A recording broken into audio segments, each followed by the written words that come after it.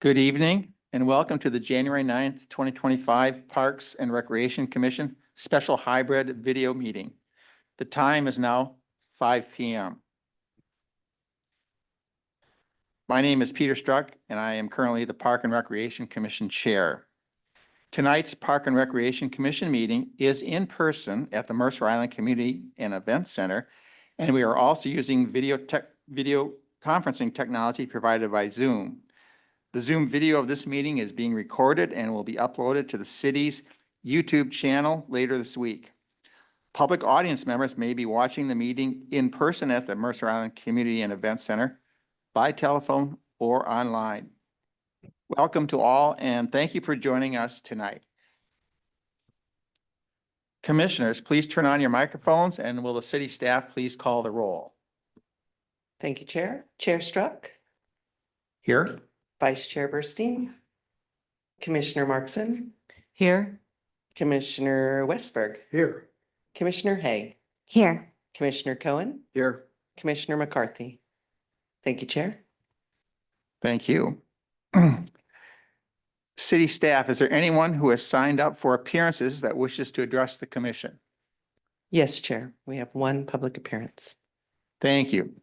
Individuals wishing to speak live during the appearances portion of our meeting may do so by telephone, via Zoom, or in person at the Mercer Island Community Events Center.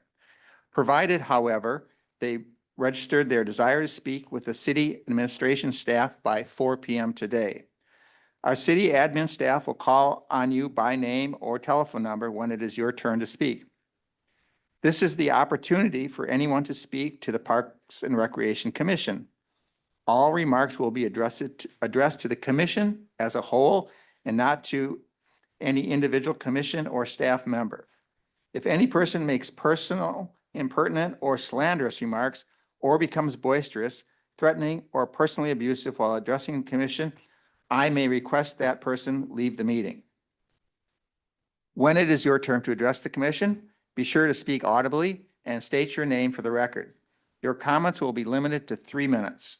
Staff will provide you with a 10-second notice when your time is about to expire. Once your time has expired, I will thank you for your comments and move to the next speaker or first item of business. City staff, please admit the first speaker. Dan Thompson.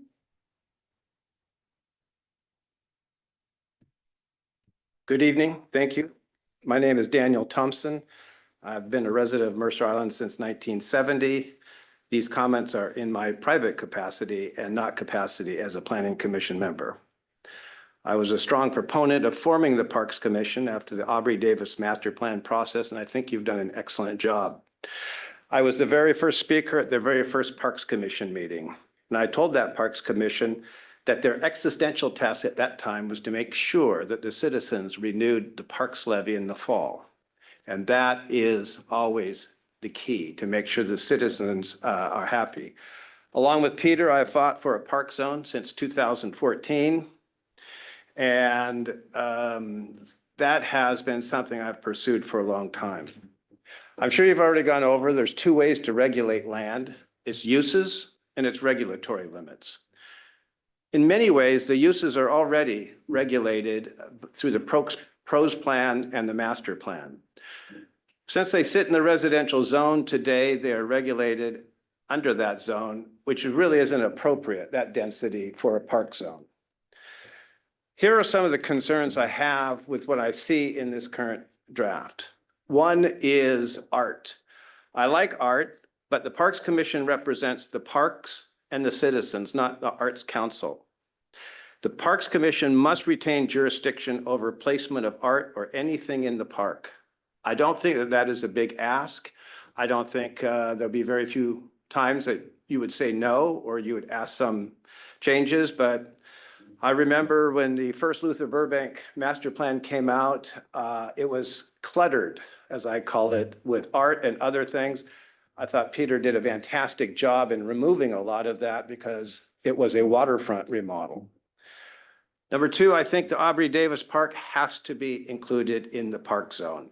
If it isn't, it will discredit the Parks Commission, which I think would be unbelievably unfair to you.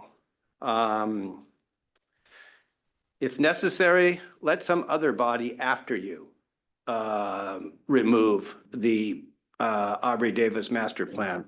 I don't think WashDOT is a concern. They will already and always have their superior jurisdiction.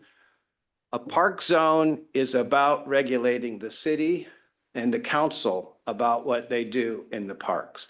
We won't always have a great city manager or a great council. Trail width. I don't think individual trail widths should be in the park zone. They're flexible. I think they should be left fluid for 10 different seconds. projects. I think that there should be parking setbacks between residential zones and parking. And I am concerned about some of the allowed impervious surfaces that go beyond the parks master plan and the pros plan. Thank you. Thank you. Are there any other? No, Chair, thank you. Okay.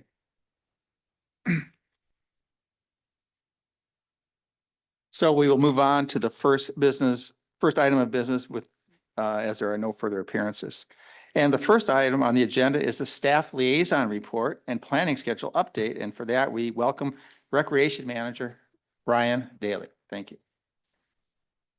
Good evening, commissioners, and Happy New Year. We are off and rolling, and I have a brief presentation tonight. A lot of it is a recap of actually from December.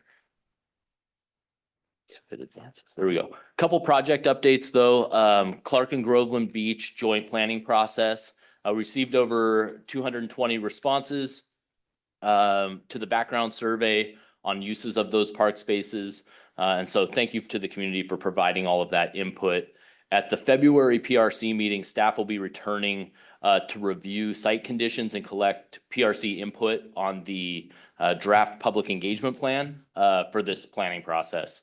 The process scope and the draft public engagement plan will be presented to the city council for approval. And we anticipate kicking off that process, that planning process early in Q2 of 2025. And more information there is located at the bottom of that slide. Playground replacement. Work continues on Roanoke Park and First Hill playground replacements. Permits for Roanoke Park have been issued and the construction contract is currently being finalized. Construction is anticipated to kick off in spring of 2025. For First Hill Park, the playground equipment is being delivered next month, and the permits are being submitted for next week, with construction occurring in late spring as well. Dean's Children's Park play area.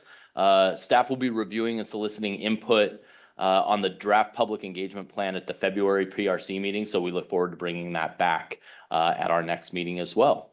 And that information is also found on the website below.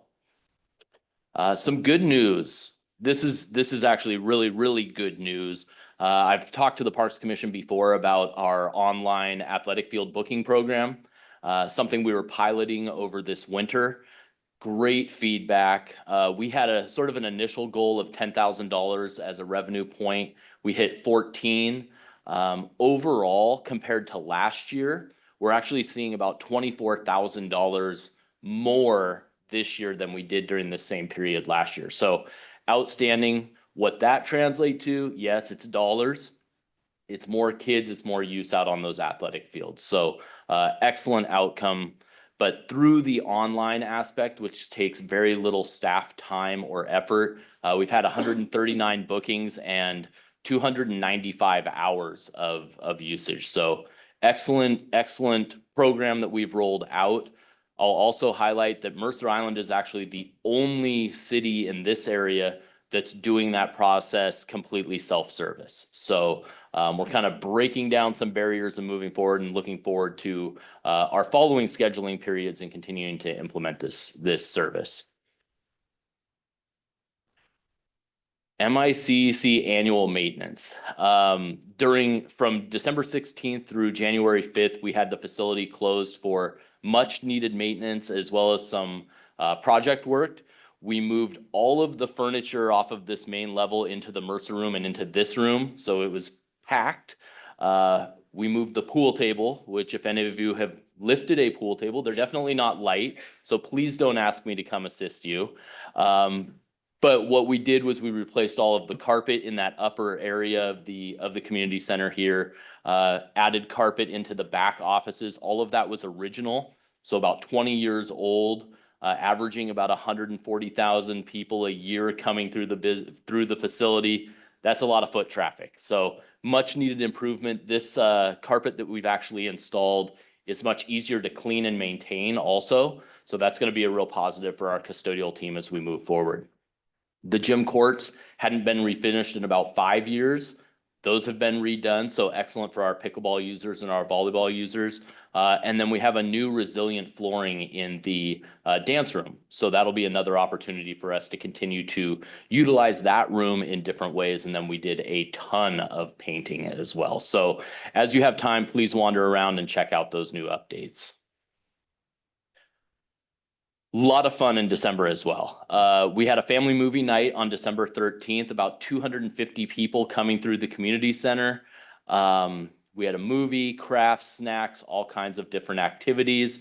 One heck of a good Santa too. I'll just say, give him a shout out as well.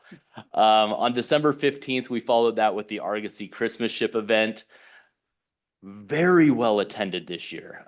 Typically we'd average about 30 to 50 people. This year we had over 150 people attend that event. Awesome weather, excellent night down at Luther Burbank, enjoying hot chocolate, lights, carols, and lots of cookies.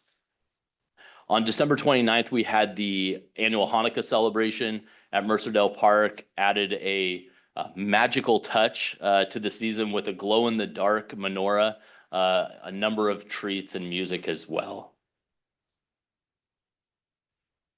And just to kind of wrap up those December events, it really wouldn't be possible without all the help of our community and our partners. So Mercer Island City Lifestyle, Puget Sound Energy, John L. Scott, Mercer Island Martial Arts, and a lot of different just families and volunteers and our performers that come out. We have a great partnership with the school district who provides the band and whatnot for the choir for the tree lighting and those different events. So that's very much appreciated. And just to give another shout out as well to our police department, they attend literally everything, and not just in a public safety aspect, but really in an engaging way with our patrons and our community members. And so huge thanks to Chief Sutter for and all of his crew for showing up and continuing to support the recreation division in these events we provide. For the planning schedule, it's in your packet. Not a lot is changing. I will just highlight one change that may be forthcoming. March 6th, we show the athletic field allocation and use policy to revisit that. That's a policy actually I'm gonna push off later into this year. Something I want to engage some of our users on a little bit more. Our heaviest usage period is that spring period, so being able to engage them before we come back with any additional recommendations would be helpful. And those recommendations are really going to be focused on how we can bring the online use policy or the online service that we're offering for booking in line with the policy and make sure that we're meeting all of those needs as well. Otherwise, thank you. And I see a question from Rory. I just wondered if you or Sam could speak to the status of the bike safety improvement project up over on the trail over the Lid Park. The last time I walked through there, it looked like it was just about done. And I was just curious what the status was. Yeah, you're talking about the trail improvements right there by Froglia Field in the bathroom? Yes, exactly. Yeah, Paul's more in the details on kind of final punch list on that, but it is pretty much done. I think there might be some more landscaping and things like that might be picking up. I think they might be putting grass seed down as it gets warmer and that sort of thing, but it's pretty much there. It's just kind of some punch list stuff. Yeah, fencing, signage, trail markers, painting, concrete, asphalt, that type of thing. Yeah. Good, thanks. All right. Thank you, Ryan. The second item on the agenda this evening is to review and consider approving the minutes from the November 7th, 2024 regular hybrid meeting. Commissioners, may I have a motion to approve the minutes? Okay, it's been moved by Commissioner Westberg. Is there a second? Second. Second by Commissioner Hay. So there's been a motion by Commissioner Westberg, a second by Commissioner Hay. Commissioners, does anyone have any questions or comments before we vote? All right, seeing none, commissioners, again, please turn on your microphones, and will the city staff please conduct a roll call vote? Thank you, Chair. Commissioner Westberg, Aye. Commissioner Markson, Aye. Chair Struck, Aye. Commissioner Cohen, Aye. Commissioner Hay. Aye. Thank you, Chair. The motion passes and the minutes are approved. Our third item on the agenda is the Park Zone Development Discussion, and for that, we will welcome our city manager, Jesse Bond. Gosh, my camera's really dark here. Not sure why. Good evening, commissioners, and again, Happy New Year. Tonight, we are continuing our work on the Park Zone development. And I wanted to just provide a little context before we dive in. As we prepared for this meeting, we were attempting to gather as many of the discussion topics from prior meetings as possible and to lay it out in the staff report. I don't anticipate that we'll be able to get through everything tonight, Chair Struck. So I will be looking for your guidance and leadership on where the cutoff point is. But what I would like to do, and this is the way we organize the staff report, is to kind of take it topic by topic. If you're not able to reach consensus on something tonight, please at least let us know what your questions are, where we need to follow up. And we'll be, anticipating this meeting, the next meeting, and possibly the March meeting on trying to wrap up the draft ordinance. So then again, if you want to go to midnight, we're game. Just kidding, not game. I got a new puppy over the holidays, so I'm not sleeping. Okay, Carson's going to drive. We're going to tag team here a little bit. I do have a number of staff team members and colleagues here in the background on Zoom, including Kim Adams Pratt, who's with Madrona Law. I think you may recall we were working with Eileen previously. Kim and Eileen work together. So if we have questions that I can't answer, Kim will be available to support us on the legal side. All right, let's start with our presentation. By the way, we're going to flip in and out here. So we'll show you some slides and then we'll stop screen sharing so that you can chat. As I mentioned, these are in no particular order, just the way they came together in the staff report. We've identified kind of 5 major topics, and then we've scooped everything else into a broader bucket of discussion item number 6. We thought we would start tonight talking about art in the park zone, and we'll work through the list together. Next slide. All right, art. This has been a topic of great interest going all the way back to the open space zone. We did go check in with the Arts Council. We provided them an update on November 18th at their meeting, letting them know about the zoning work that we were undertaking and asked for their feedback on development of the park zone. We have not scheduled a joint meeting with the 2 boards, but that's certainly something we could do if there's interest. They asked and recommended that we include art as an allowable use, which we also recommend you do, but not tie it to any specific development standards. I wasn't at the meeting, but I think you all know from our previous discussion on the open space zone how hard it is to define art, size, height. In fact, Carson put in a picture of the dragon. We were having a little debate. The dragon, is it a playground? Is it art? Is it both?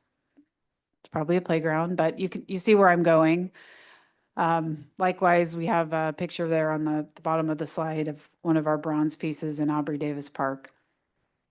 One of the things the Arts Council shared with us for your benefit, and I'm sure there's an opportunity for some collaboration, is that they're working on the 6-year public art work plan. Every piece of art that comes into the park system goes through the Arts Council first. If it's a piece we're acquiring and funds are being expended, it also has to be approved by the city council.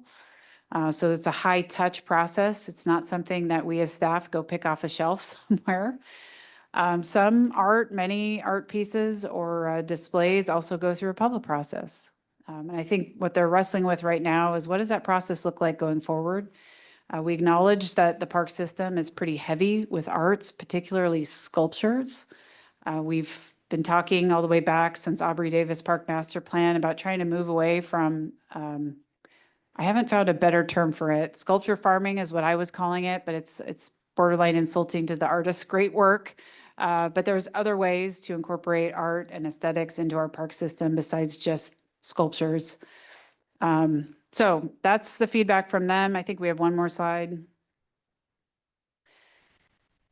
Again, going back to the open space zone, I will just remind you that art, after a lengthy discussion with all of you, art was not included in the open space zone that has now since been adopted by the council.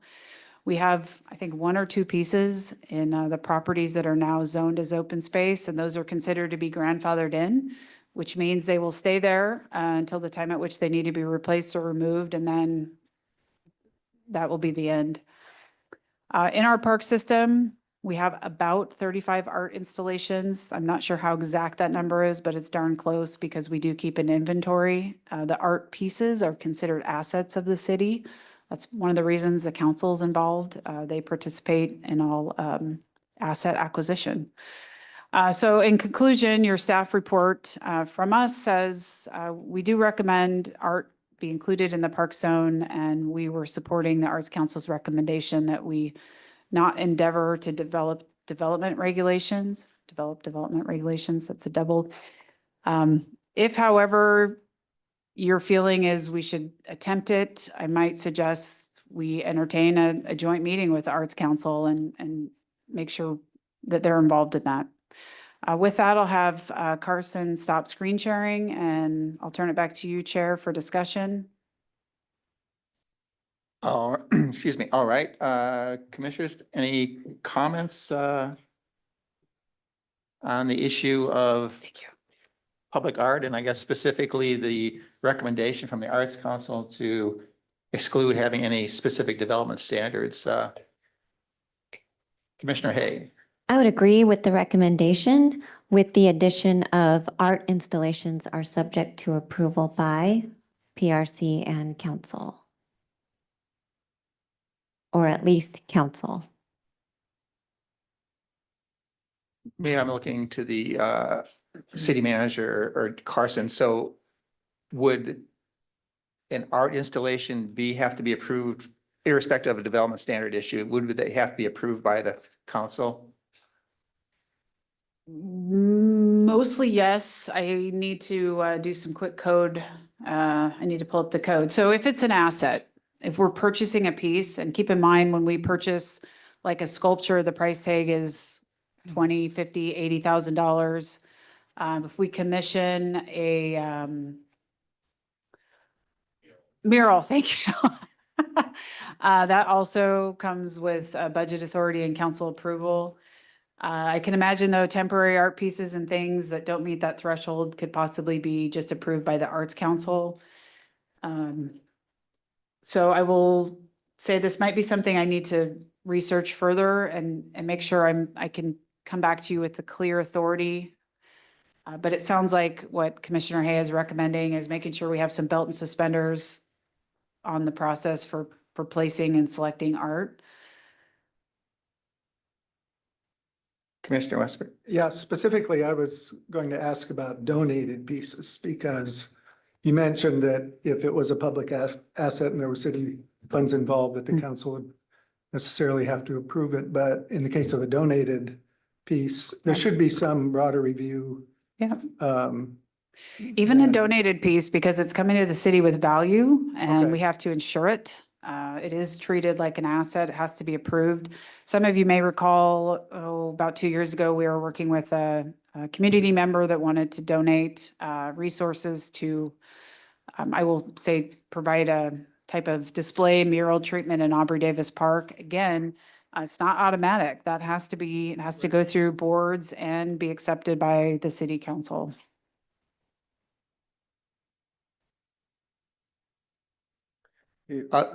Okay, Commissioner Cohen. I'm just going to mention this here, but it's a recurring theme in my comments. I don't know how I feel about having public art generally in parks, but it's, and I heard Commissioner Thompson's comment on that earlier, but it's an example of the problem that Island Crest Park presents. And I'll come back to this in other contexts, but for example, if this were adopted this way, then there could be public art in half of Island Crest Park.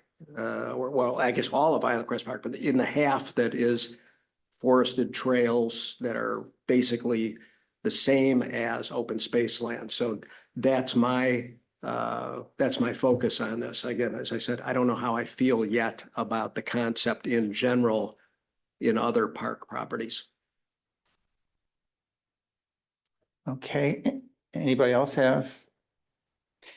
Mr. Chair, I just, this is what I was looking for. I was pulling up the code section on the Mercer Island Arts Council and specific to their purpose. I just wanted to identify that the Arts Council is charged with establishing guidelines for the commissioning, selection, and placement of permanent or temporary works of art in the city. So that is authority that the council has bestowed on them.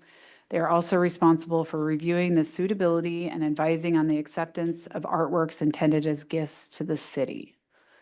And so as we think about the park zone, any language around approval, I'll just need to work with the legal team to look at these other code sections and make sure we're not creating a conflict. But it does look right now like the council has delegated that authority to the Arts Council. Still, however, there's another layer, right? Just like you wouldn't be able to authorize the city to acquire an asset. They're establishing guidelines and reviewing the suitability, but ultimately the recommendation and approval rests with the city council. Okay, I'll take a turn here. So the Arts Council has, if the recommendation is recommend public art as a permitted use without any development standards in the park zone. And so the question that I raised was, so if without any development, so that means that there would be no standards, for example, of lighting and impervious surface. No, specific to art. No standards specific to the art. Oh, okay, so All all the other standards standards would apply, so no additional ones in terms of, okay, all right. Thank you for that clarification. All right. Okay, so I think Commissioner Hay, you had suggested going with a recommendation, the Arts Council recommendation, correct? Did I hear that right? No, I was suggesting that we add It wasn't. approval by Parks and Rec Commission. And it sounds like in most cases, it would also go to council. But rather than letting the Arts Commission okay. be the only approval of this, because it's going to go in the parks, I think Parks and Rec Commission should also have, I think that should be a development standard that we would review it before it's accepted in the parks. Would that be a development standard or, I mean, a kind of a Or a second line of regulatory approval? feature. I'm not sure this belongs in the zoning code. Zoning code is stewarded by, how do I say this? I think this is a policy. I think what you're asking for is actually a policy or procedure, and it probably rests Right. outside of the zoning code. Remember, once the zoning code is adopted, it is stewarded by the planning department. They are the regulatory authority. Right, We okay. would not want to convey regulatory authority to a board of the city. That would be irregular. On the spot, I'm kind of spitballing this, so I'm happy to think about this a little bit more between now and the next meeting. So I think what we're really kind of should be focusing on tonight is should there be any additional specific development standards, not kind of approval per se, but just saying, because I think about Right. maybe, one would be, you talked about, should there be a maximum size or a gross, gross square foot or something like that? Right. Right. And the second one I think about it is, any kind of amplified sound. Right. And I know right now we don't have anything on amplified sound in the current draft, but that's something else I think about that, you could have in an art installation potentially. Right. Now, while I'm saying that I'm struggling on the fly right now to think about how the Parks Commission would weave into the zoning code, that doesn't mean that your request to have a stake in the decision-making process is not a good one. Right. Similar to the conversation we had at the open space zone, let's keep track of these items. I'm looking at Okay. Ryan and Carson here to help me. And let's think about procedurally, if this is important to the majority of the commission, how we would weave that into this broader recommendation, because these issues are still relevant. And I think what Commissioner Hay is looking at is your charge is to make recommendations and advise the council on the park system in its entirety. Right. The Arts Council has a subset of that. Not all of the art is in parks, but a lot of it is. So how do we weave the two together to ensure that the bodies are working collaboratively in the best interest of the park system?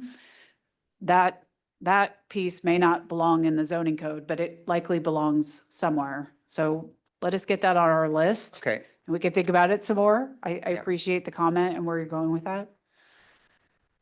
Commissioner Hay. Right, yeah, I'm happy with that. And knowing that those guardrails are in place makes it easy to be broad and say, yes, we accept public art, rather than going into a detailed design standards like we have in town center or other parts of our code where it's very specific. Right.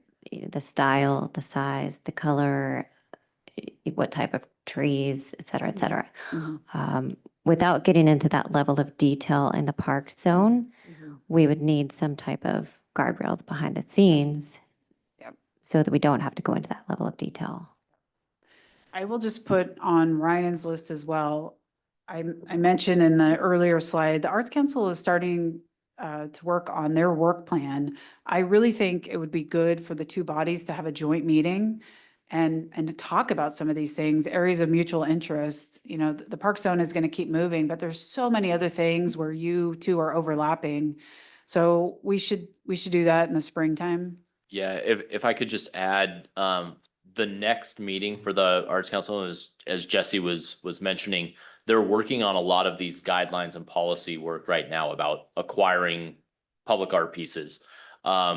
One of those documents is the guidelines for administering the city's public art program. If the commission is open and wanting to have a joint meeting, I'd be happy to bring that forward to them at their next meeting as well. I'll also forward on that packet to you, to this body, so that you can review it and take a look at what's being discussed. I will say at the last meeting, they were discussing the engagement of how to bring together the Parks Commission and the Arts Council in reviewing public art pieces. So that is definitely something that's on their radar as well. Okay.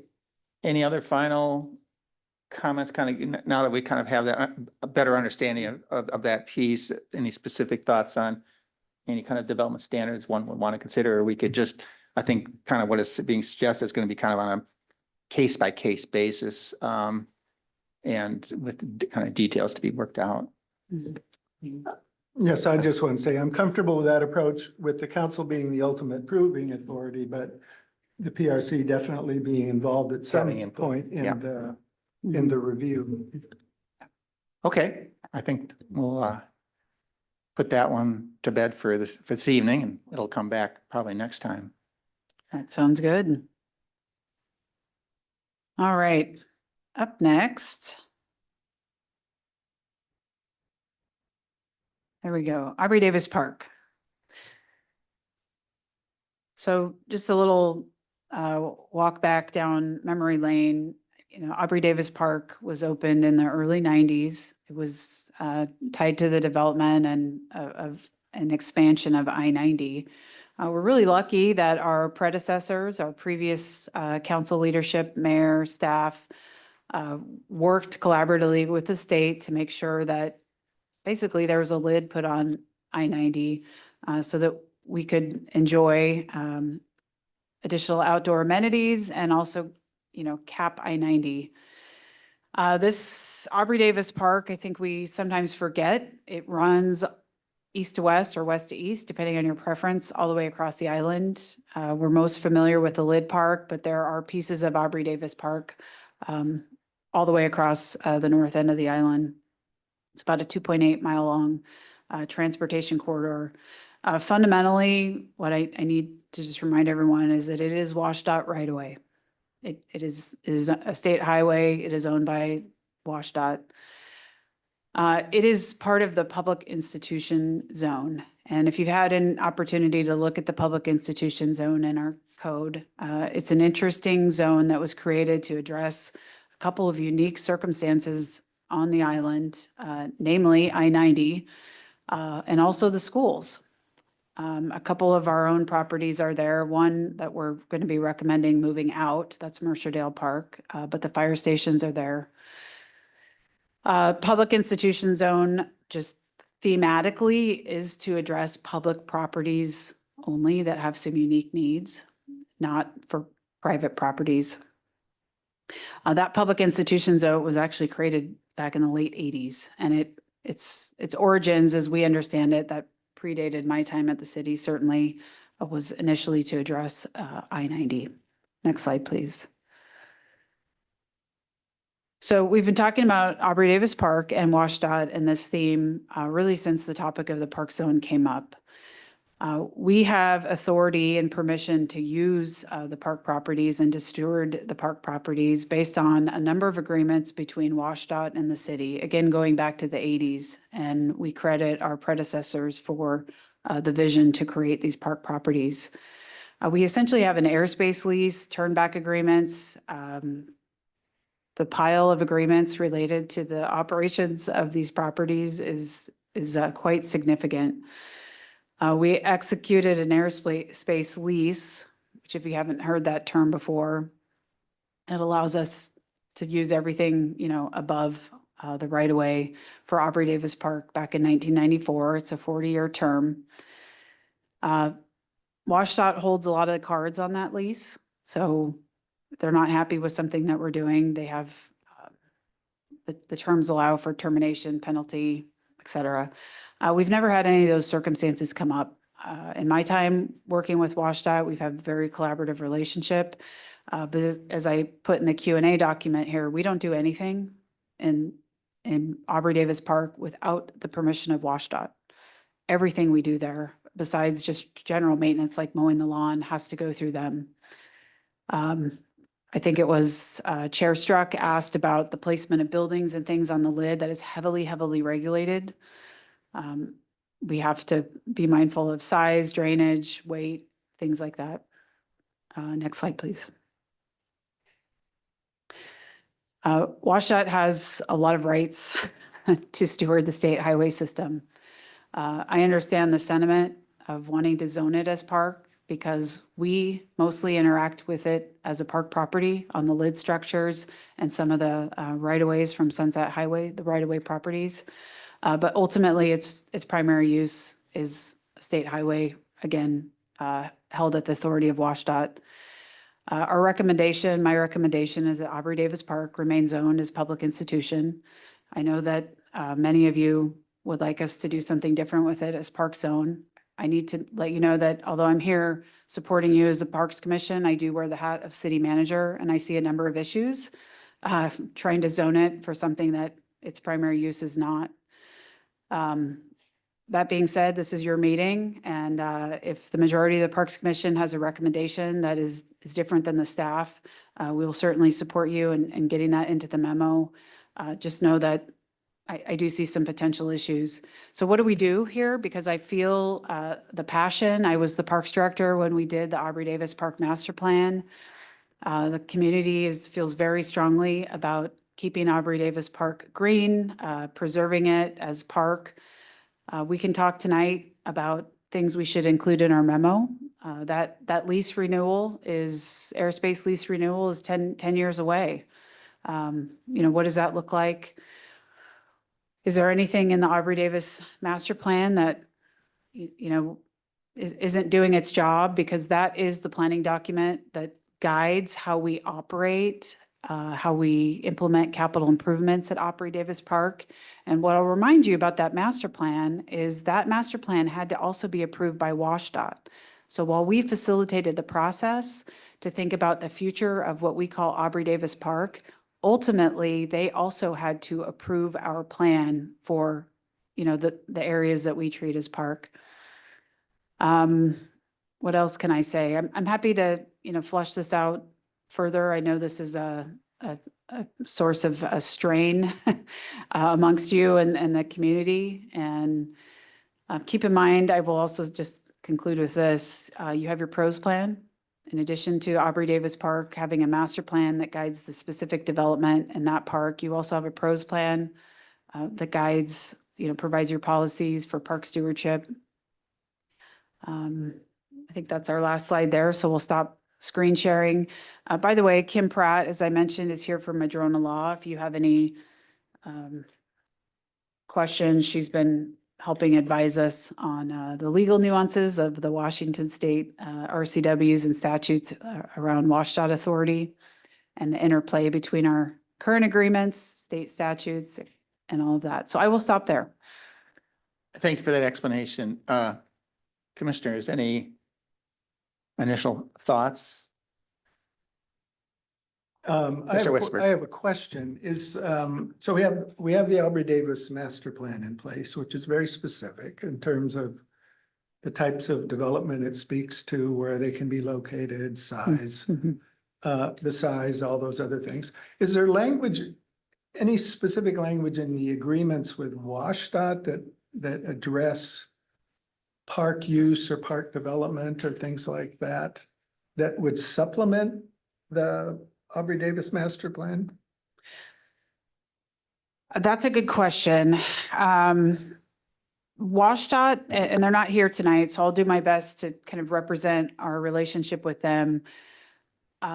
They've really left it up to us to steward the properties that we call, or I will call them an asset, right? The assets that we refer to as park with limitations. So they're not concerned about where we put the trails, for example. But what they are concerned about is things like drainage, is too much water loading up on the lid structure. They're concerned about soils and weight. So they've really said, look, Mercer Island, you take care of the top half of the state highway, the lids, and as long as you meet these requirements. So if you want a restroom building, great, but we're going to need to approve it because we don't allow structures on top of our structure without, engineering review. So that's the kind of guidance. I don't, Commissioner Westberg, I don't know the exact language off the top of my head in those agreements, but that's generally how our relationship works.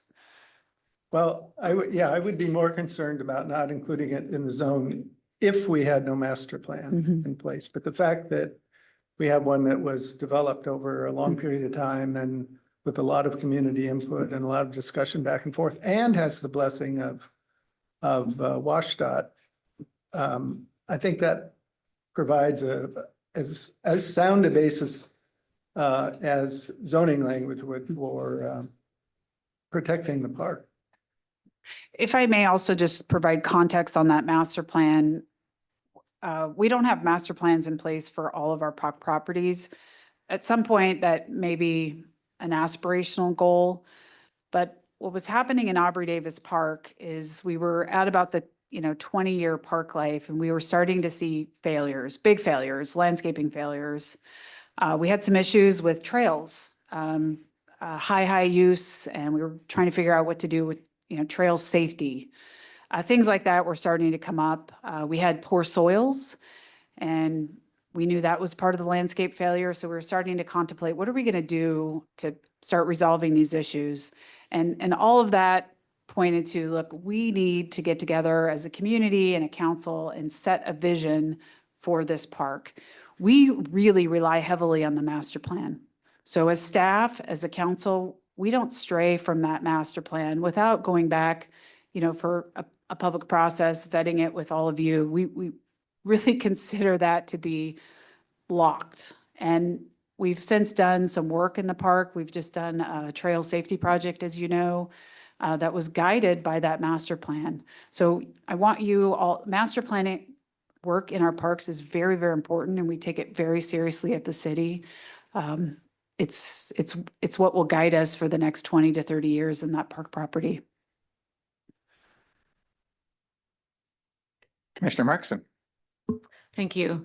I understood everything you were saying about the various ways that the park, Aubrey Davis Park, is protected by the master plan. But what I am not understanding, and maybe it goes under the issues that you didn't describe, but I'm not really getting, what the negative parts of zoning it as a park would be. I mean, it doesn't really say, like, you have a lot of history, but I don't really understand what you think would be bad about doing that. I'm going to just put it in lay terms. It will have no effect.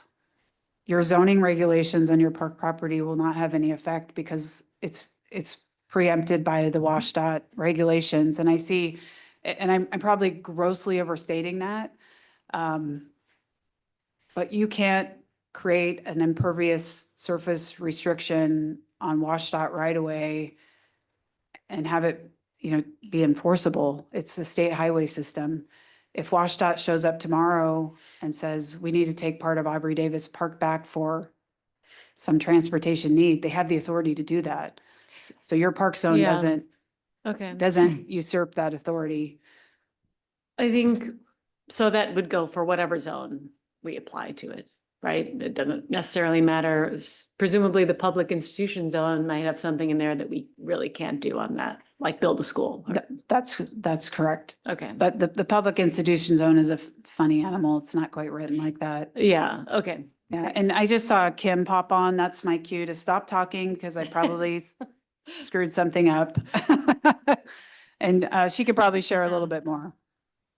No, that was great, Jesse. That is the problem, is that those regulations wouldn't be enforceable.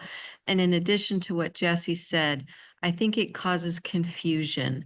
If we imagine a planner 10 years from now trying to do something at Aubrey Davis Park and doesn't understand, I really can't use these regulations. I've got to go by these agreements. I've got to talk to WSDOT. We've got to look at the master plan. So I think it would, in addition, cause confusion for the people who are having to work with those regulations, the agreements, and negotiating with WSDOT.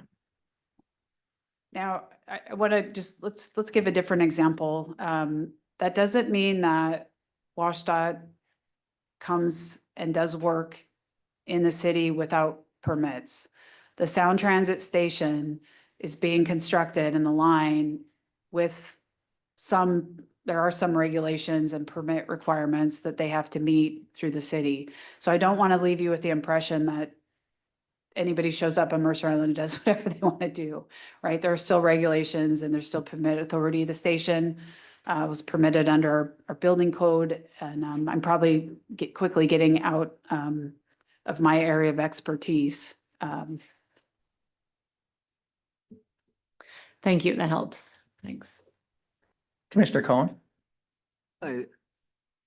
Why, again, I'm not sure how I feel about this in general, but why is the preemptive nature of WSDOT's relationship here any different from the wireless facility thing, where staff is recommending that wireless facilities be mentioned in here, but that you just make it clear that the legal requirements control? That sounds similar to this. And so I understand what legal counsel said, that it can be confusing and everything, but you could say Aubrey Davis Park is in the park zone, subject to the requirements set by WSDOT, et cetera, et cetera, et cetera, and live with the you live with that, somebody having to piece through that if it comes up in a particular situation. I'm thinking in part of the, I don't want to call it public relations, but the community reaction saying, well, you're not putting Aubrey Davis Park in the park zone. Why is that? And you're going to say, well, because it's all subject to, pretty much WashDOT's quote, control and everything like that. So why don't you say that then?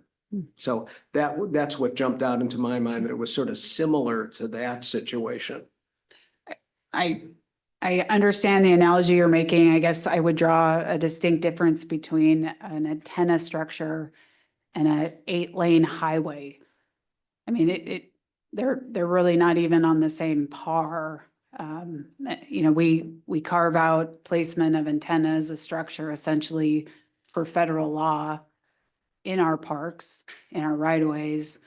What we're talking about here is a state highway transportation system. The land use is state DOT right-of-way. I mean, I understand. We may just ultimately disagree, and that's okay. You are welcome to make your recommendation. I think this is not optimal to have a zone that is not in alignment with the primary land use. And I do respect fully all of your passion for Aubrey Davis Park. And so please don't let my comments take away from the amazing job you're doing, really trying to steward all of our assets. And Kim, I don't know if you had anything else you wanted to add there. Well, I heard earlier, talk about the master plan and the pros plan, and I think there has to be a recognition that that's how PRC is taking care of Aubrey Park and using it for the better meant of the city. And it just doesn't work to have it in the development regulations. We say wireless facility, and we can refer to one chapter in code where it's regulated. That isn't even the case here.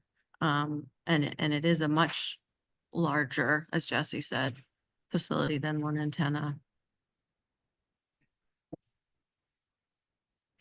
If I can take my turn, the way I've been thinking about it is that you got the washed identity, and I'll in the vernacular, the washed out will do what the washed out will do. I mean, irrespective of whether it's public institution, parks, or residential for that matter. So they're going to take care of themselves. So it's really how does the community or the city want to zone this piece, and kind of to the point, well, we already have a master plan, and I think that the park zone is more congruent with the master plan as opposed to public institution. And so I would be in favor of having it zoned as park. Any other, and did you want to? No, that's fine. Okay. I want to make sure it's crystal clear. And I don't like doing this. We will help you draft a recommendation. I have a duty to advise the council Understand. contrary to your recommendation, if this becomes the majority recommendation of the Parks Commission. I just want to put that out, full transparency. So we're not getting crossways. Unfortunately, that's sometimes the downside of having the city manager sitting here. No, fair enough. Does anybody think they need any additional information or question? Otherwise, I'd like Commissioner Markson, sorry. Down here. And Councilmember Reynolds has got his hand up as well, but Commissioner Markson. Oh, yeah. Okay. I have kind of two more questions. So hypotheticals are helpful. So it sounds like what you are describing is that I get the park zone, like if we put in a park zone that we can't enforce because really WashDOT has the right to do what they need to do. I get that could cause some planning confusion, but I gather that it also makes, like, if we're trying to do something that our zone says we should or can do, I don't know, actually the zone doesn't say should, it just says what we can do. Does that complicate it more if it's the park zone? Like, is the, I'm trying to think of a good example.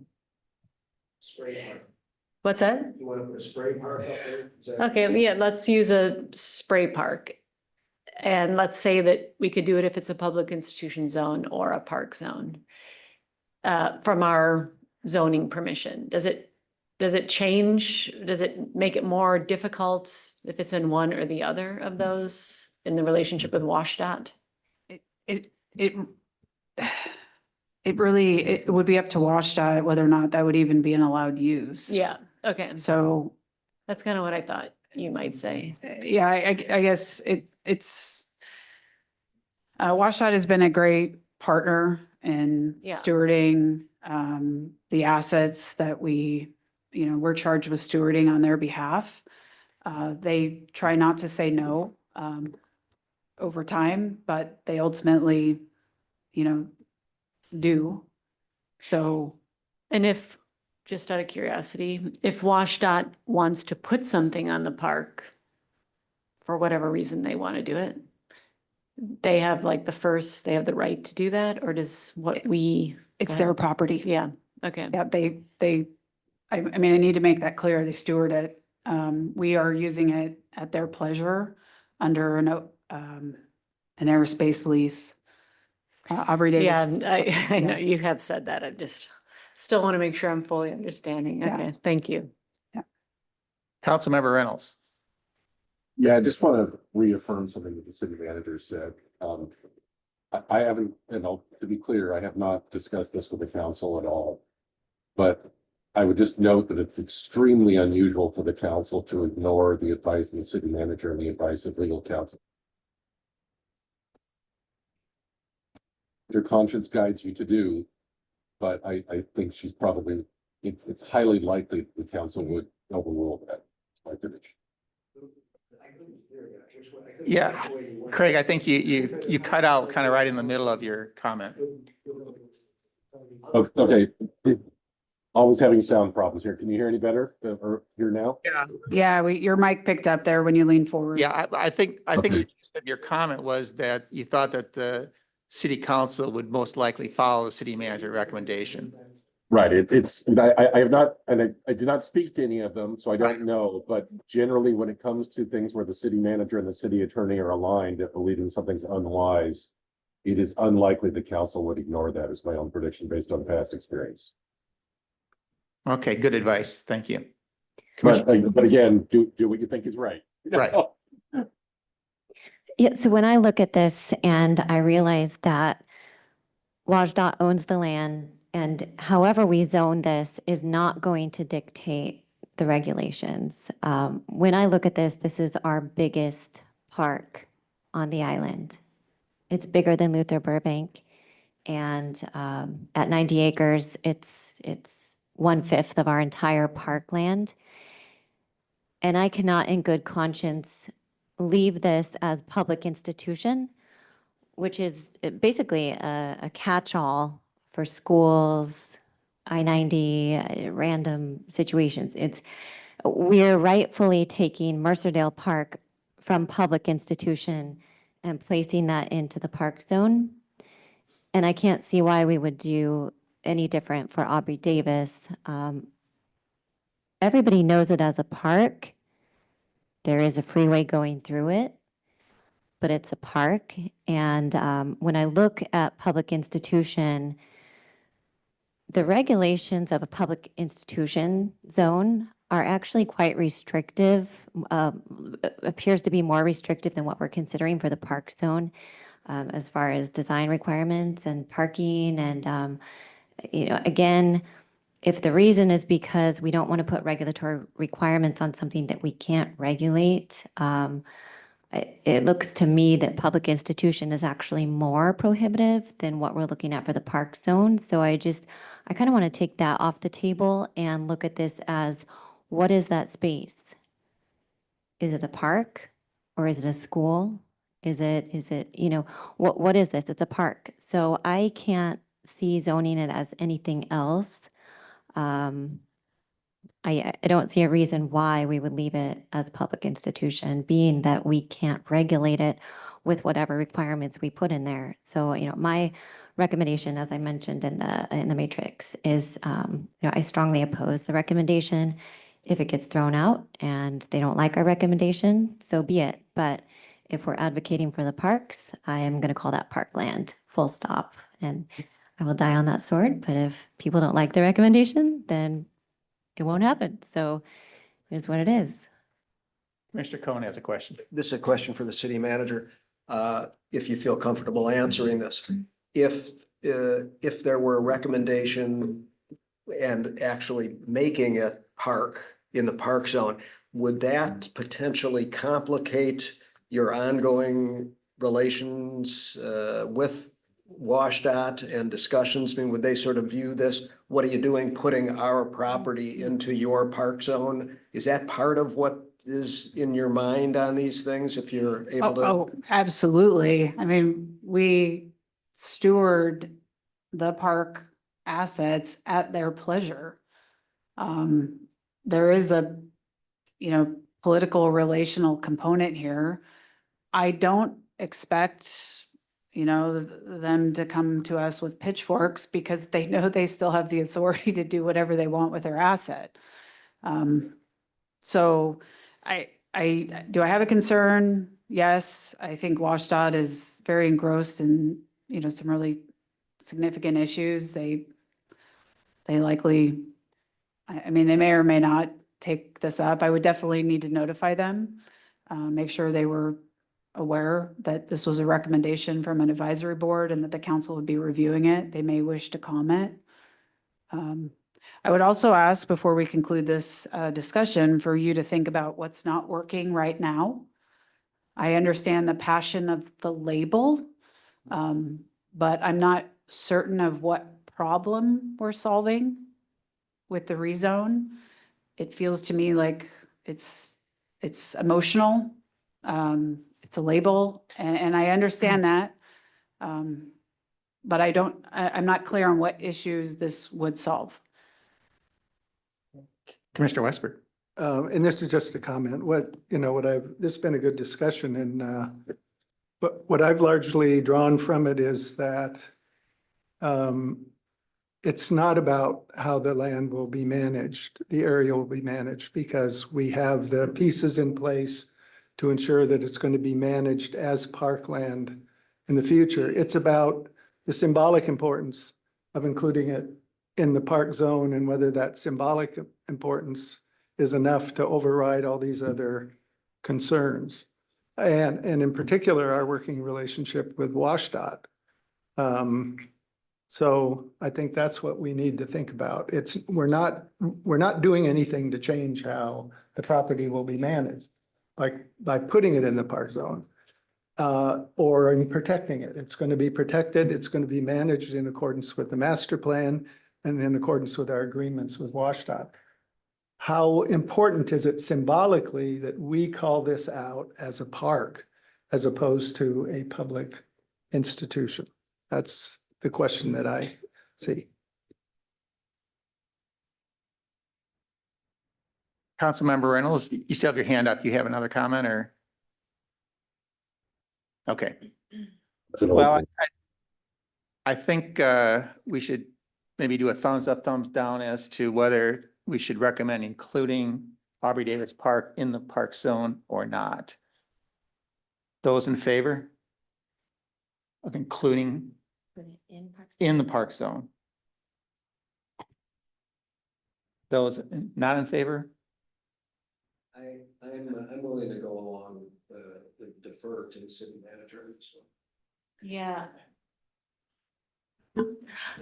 It feels like, sorry, I know you didn't ask for comments. You're asking for thumbs up or thumbs down, but I totally appreciate what Rory said. And it seems like we're either going to recommend something symbolic, recognizing that it's not going to be likely to be implemented, or we're going to say, we go with what you recommend, but we really maybe we can just provide some feedback. We want it to be treated like a park, like we supported that, just our recommendation states that, not that it has any teeth to it. It's just clear.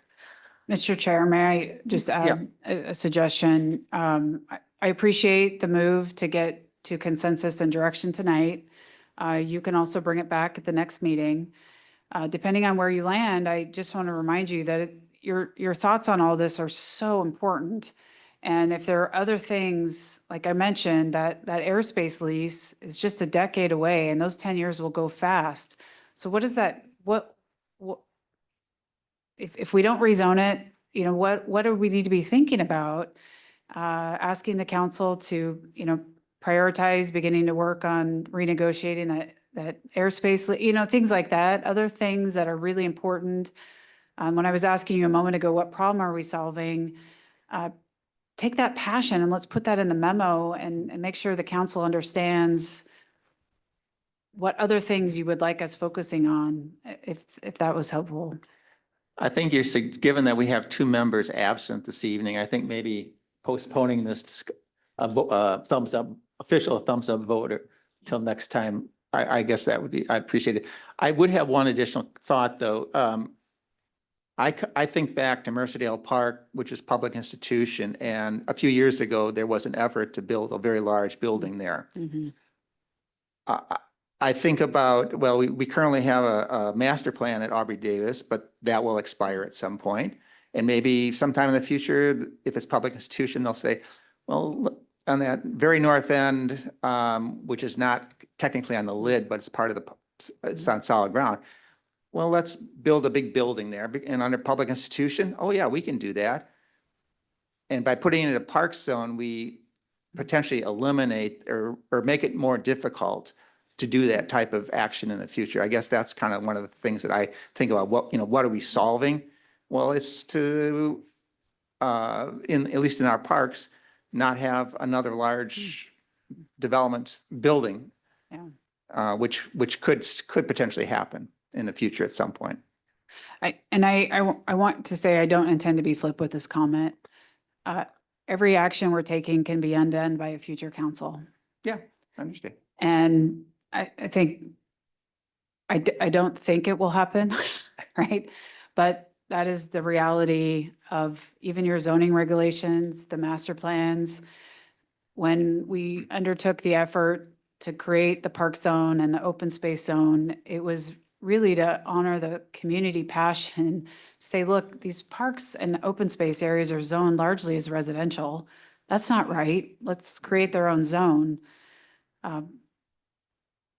But in the future, a future council could even change that. Sure. Yeah, No, you're exactly right. Yeah, I understand that. The WashDOT property in some ways, and actually Luther Burbank that has some similar circumstances because of the way it was acquired and the grants that went into that property. There's all these other layers of restriction. All of the WashDOT assets are still WashDOT assets.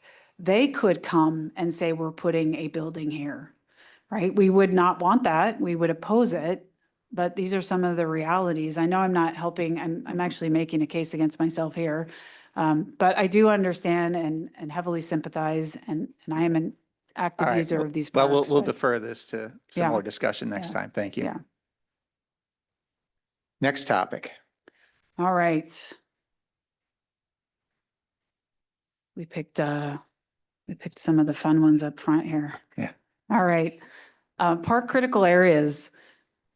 This could be a multi-meeting topic because critical areas are very complex and difficult to summarize in just a few slides, but we'll make an attempt. I think that understanding critical areas, questions about critical areas, how they interplay with potential zones or master plans has come up several times. In addition to the notion of split zoning, right? Where you take a portion of a park that has sensitive or critical areas and you zone that as open space, separate from the new park zone. So I've got some team members here in the background that have far more expertise on critical areas than I do.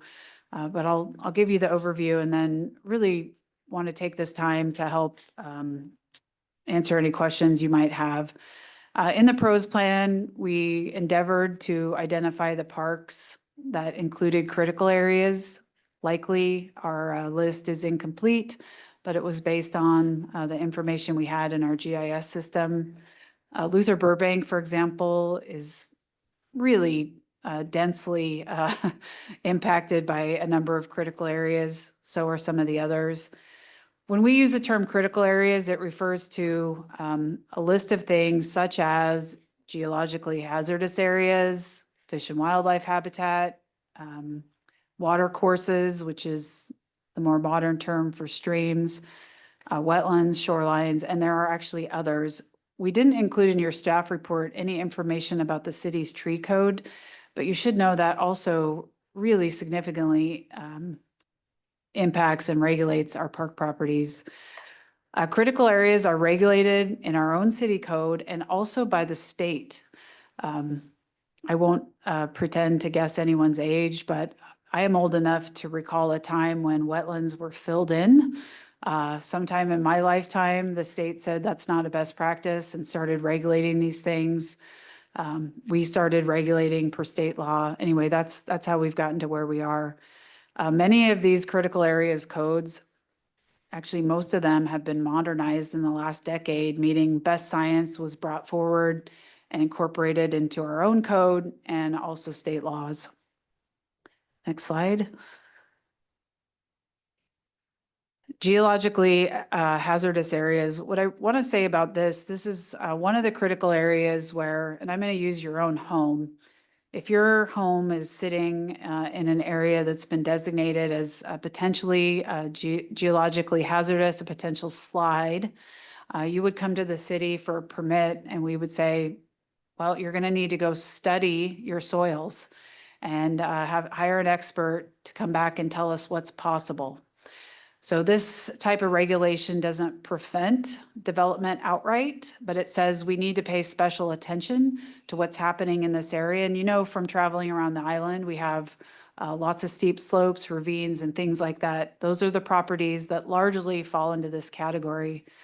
In our GIS system, and you've learned a little bit about the limitations of our system, we have worked with the county over time to pick up what we call the layer. They have a GIS layer of potentially geologically hazardous areas. We haven't ground truthed everything. You might come to us and your property lives within a hazardous area and we find out it was actually mislabeled, or we might find out your whole property is a hazardous area. That's why these studies are so important. The same approach applies to parks.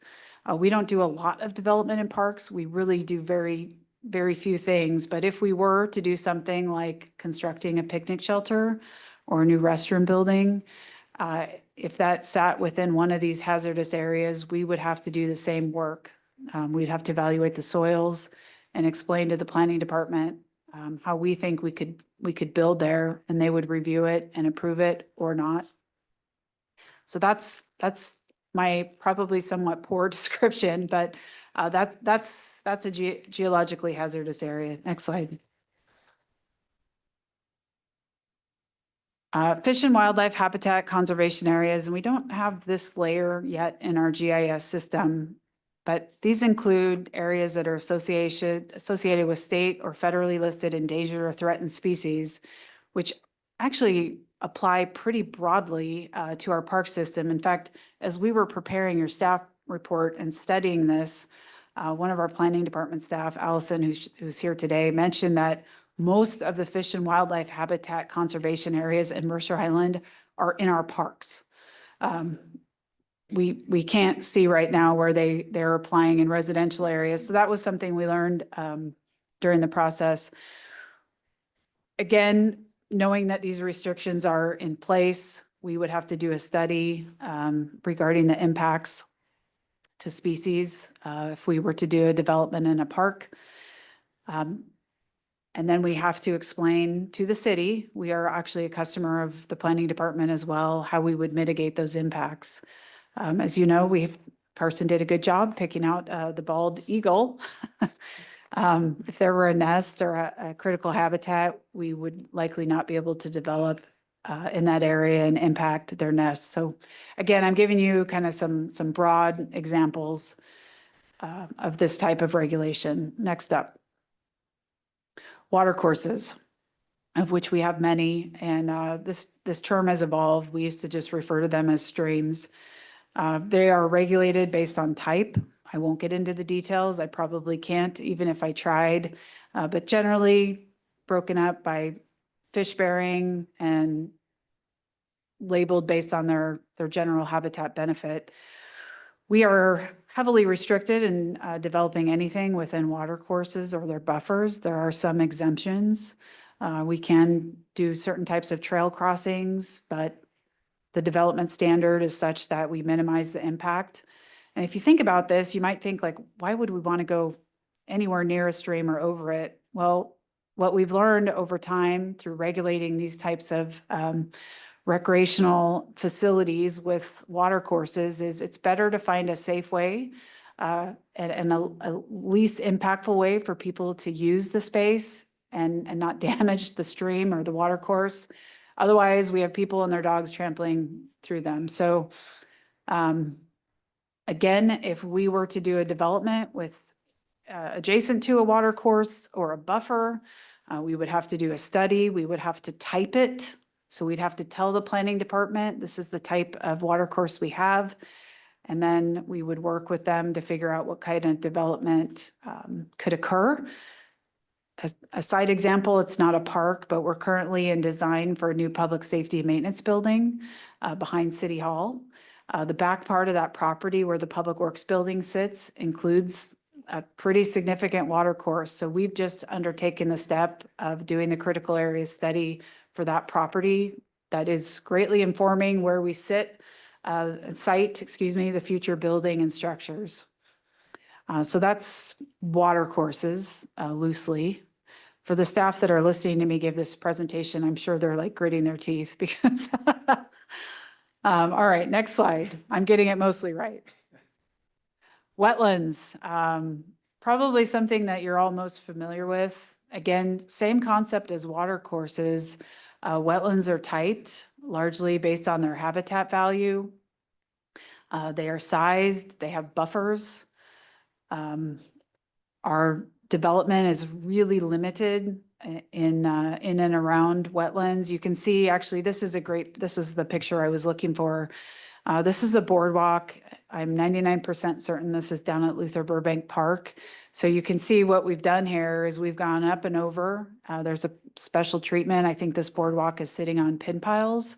So it allows people to use the space safely, but also preserve the ecological benefits of the wetland. I will say there might be some exceptions, but generally the types of critical areas I've just discussed, water courses and wetlands, really the only limited development that we could do in those areas is trails. We're not putting buildings here. We're really not even putting park benches or things like that. And again, we often have to stay in the, the outer part of the buffer or again, do additional mitigation. All right, next slide, please. Shorelines, we know a lot about shorelines. A good portion of our park system and public property sits on the shoreline of Mercer Island. Some of it is for utilities, most of it is for parkland. Shorelines are heavily regulated by the state of Washington. The city has an adopted shoreline master program where under the guidance of the state, we developed our own city regulations. What I will share about our city code is that while we have our own program and regulations, it still has to be approved by the state.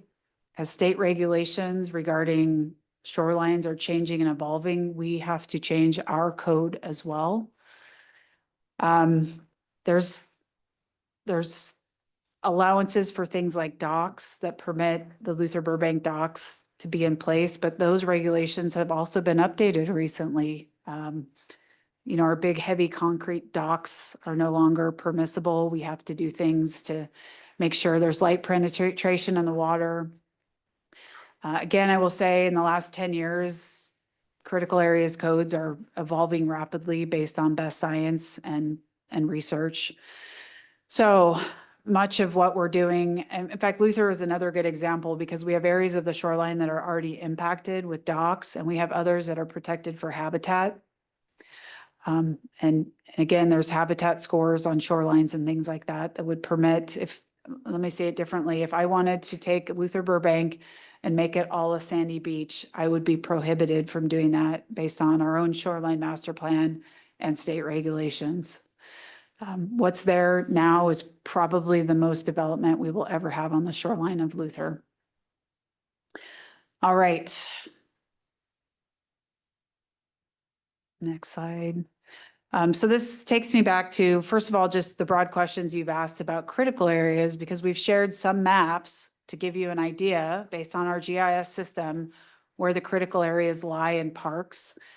What I will tell you, I've worked for a number of cities. Most parks, many of them came to be because they included critical areas, right? Over time, previous leadership in this city and other cities in the state and the United States decided to protect that asset because of its environmental and habitat value in addition to its recreational value. So it's not surprising to see our park properties really significantly constrained by critical areas. One of the questions that's come up is, like, you know, most of our open space properties, although not all, are almost 100% critical area. That's how they came to be open space areas. I think the one exception is Pioneer Park. And we know that's had a long history of potentially being threatened under development. But at some point in our history, prior council took that out of, the park classification and made it its own open space, heavily treed open space.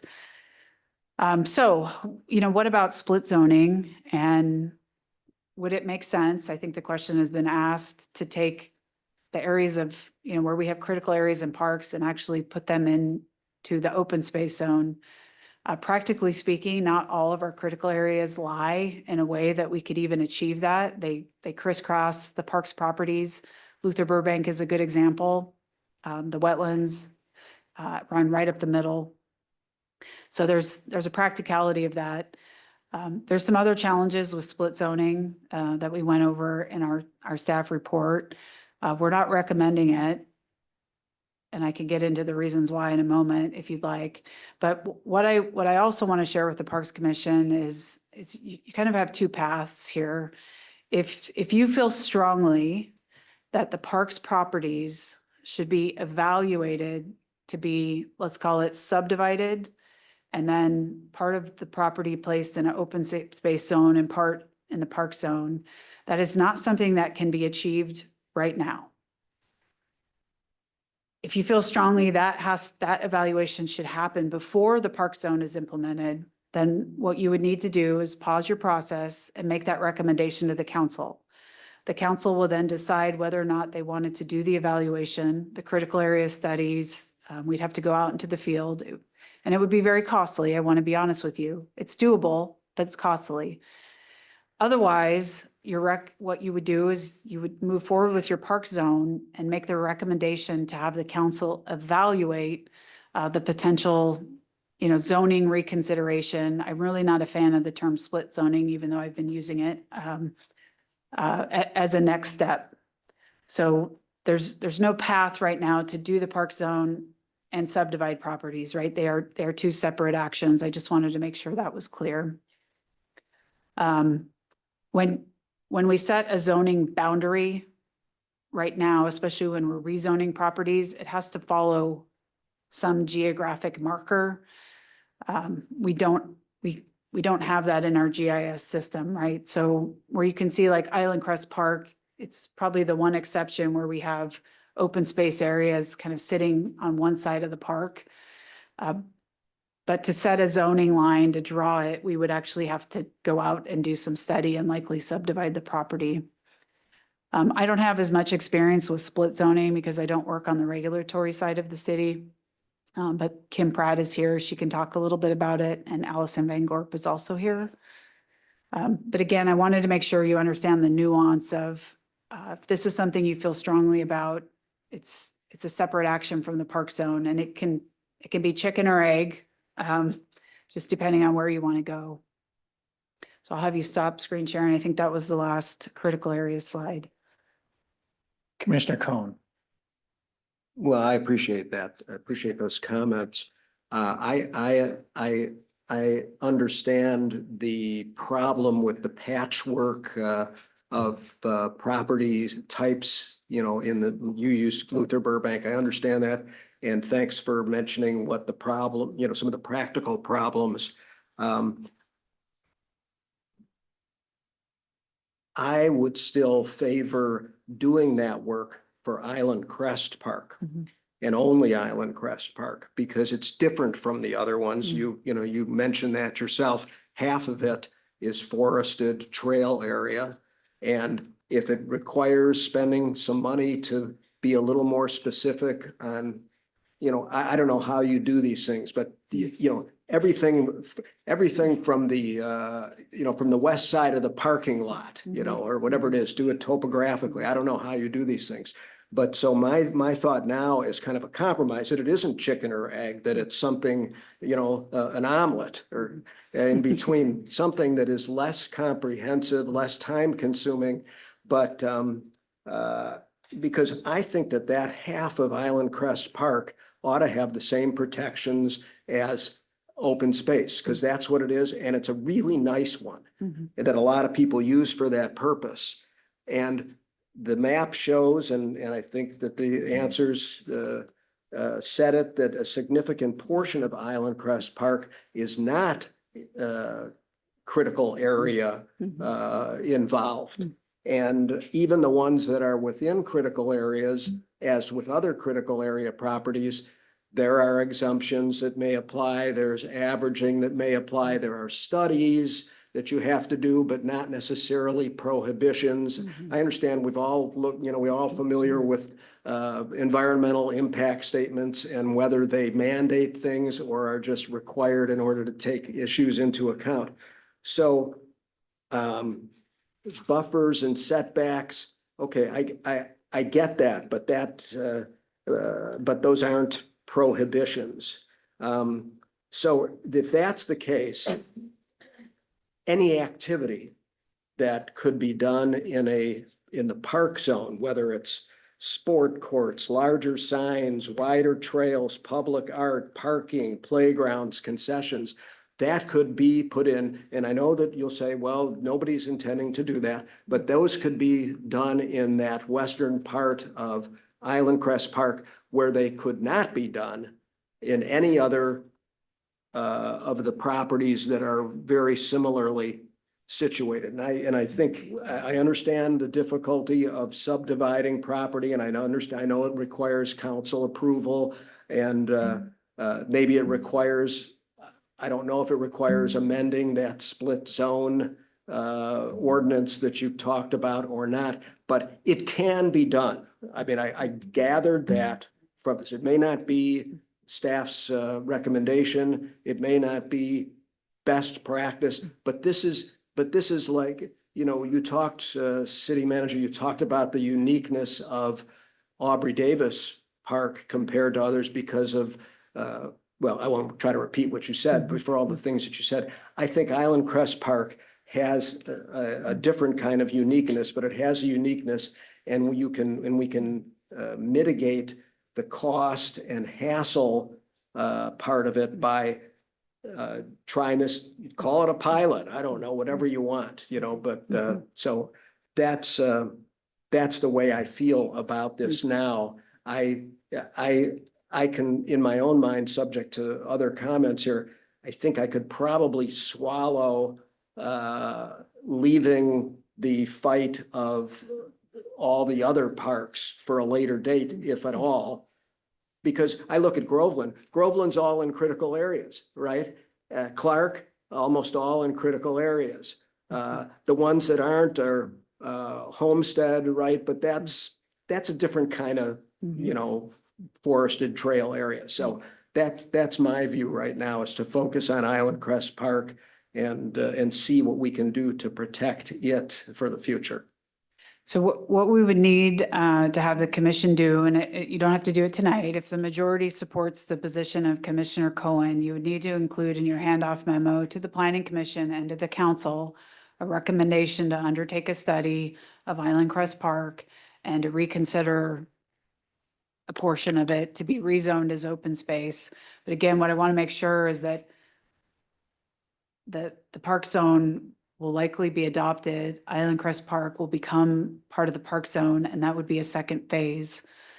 But you should, if you feel passionately about that, you should request that the council add that to a work plan, fund the study, and I can help you come up with the language of the things that need to be done. The piece that I haven't done for you this evening, and that would be part of the, anytime we do a zoning reconsideration, we would do a legal analysis as well. Is there any other impacts that we're not aware of? That's just standard practice. But to your point, Commissioner Cohen, right now, the only property where you could possibly cleave off without a tremendous headache is Island Crest Park. The others, the critical areas, are just enmeshed in the middle. Other comments?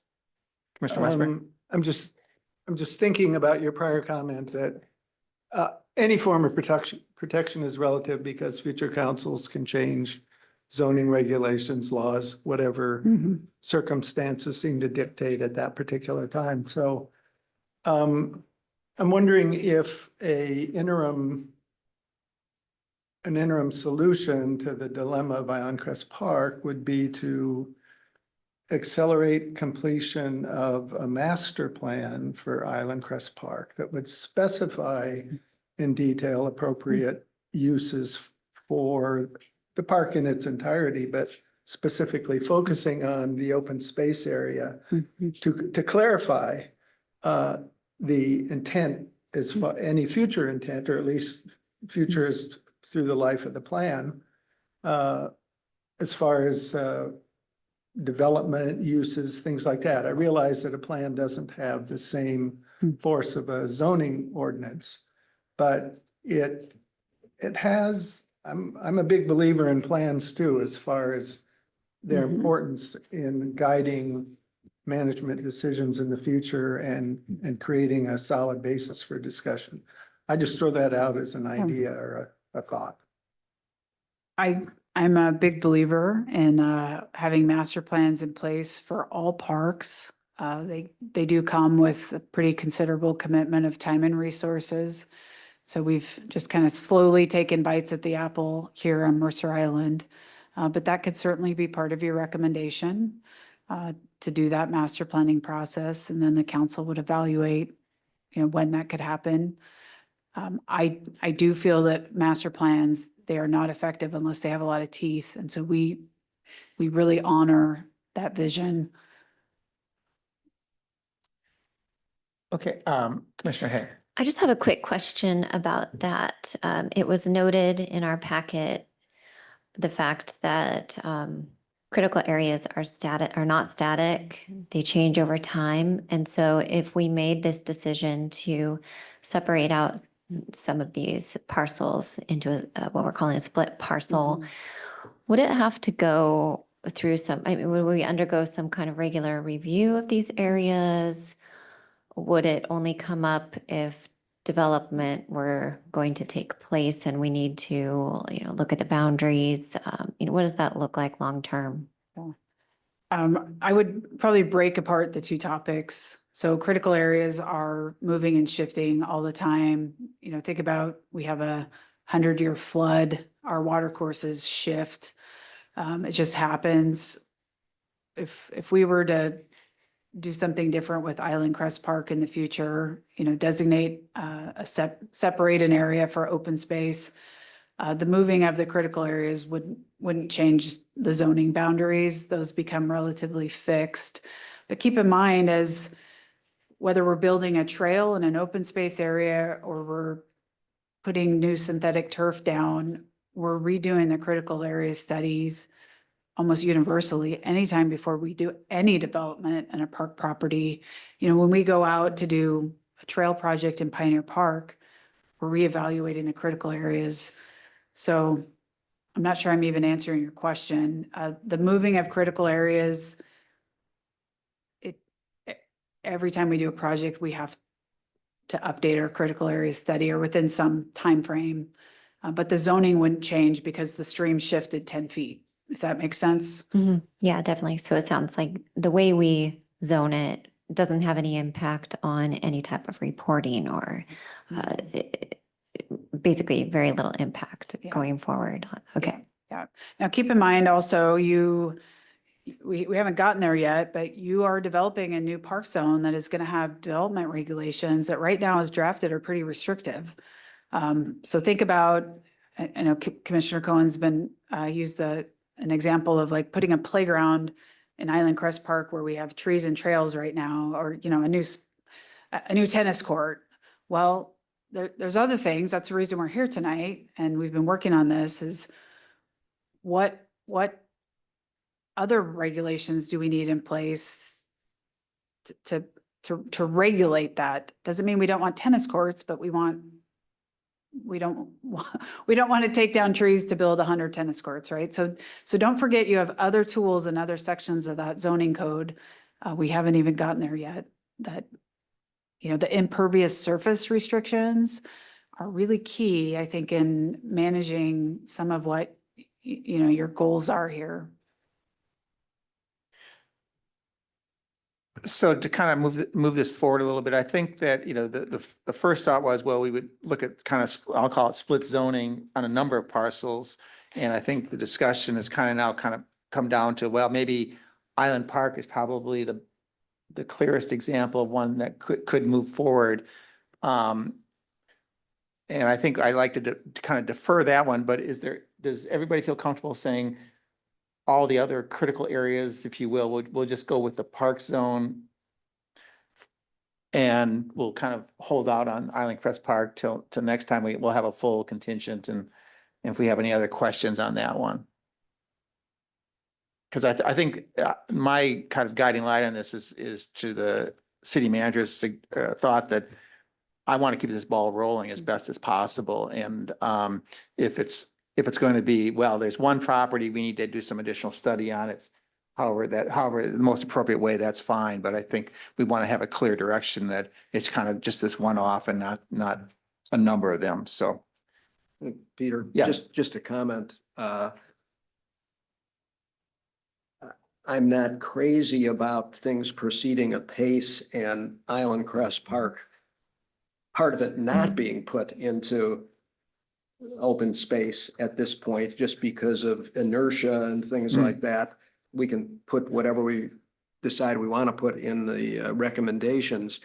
I guess I'll have to take staff's word for it, but it seems difficult for me to understand why, with all the drone technology, the GIS stuff we have, that you couldn't more easily define the area that you want to that you might want to have as open space in Island Crest Park. Then I think master plan, fine, but you know what? We have a master plan. It's called the open space zone, you know, for that part. And so I'll take staff's word for it that it would be very time consuming, expensive, and onerous to do it even for Island Crest Park. But, you know, I look at this map and, you know, you're able to do the boundaries of these parks. You're able to do, and I understand that they're not always accurate or up to date, but, you know, in some instances they should be, right? So if maybe I should just say this, the Parks Commission does not have the authority to direct staff to expend funds to complete a critical area study in Island Crest Park. That authority rests with the city council. If you feel strongly that that work should happen prior to the adoption of the park zone, that was kind of my, you know, path number one. Go to the council and say, this is important. We want this done first. Otherwise, it comes afterwards. So that's,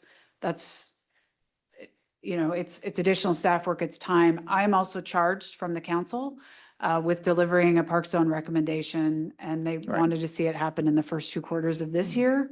Again, if you'd like to take a different path, by all means, I will support you in getting that recommendation and facilitating a discussion with the council. So those are your options, and I'm here to support the wishes of the commission. So Commissioner Cohen, my thought is that we would put Island Crest Park initially in the park zone and then recommend that there be the study done to potentially bifurcate, kind of hopefully at a later date, whatever that is, as opposed to kind of holding it out in some respect to kind of see if the council wants to do this and so forth. Yeah, I mean, if that's the best, Yeah. if that's the best that we can do, given the constraints, and that's the will Yeah. of the majority of the commission, then, you know, I can live with that. I'm not sure I would say at some future date, I'd say, you know, with all deliberate speed or Right. something like that, but. Yeah, okay. All right. Thanks. Yeah, no, thank you. All right, I think on this one, I think we have a really good understanding now of kind of what the issues are, and we'll kind of finalize it next time, but we're good. All right, shall we keep going? It's now 6:41. Everybody good for another topic? What's up next? All right. All right.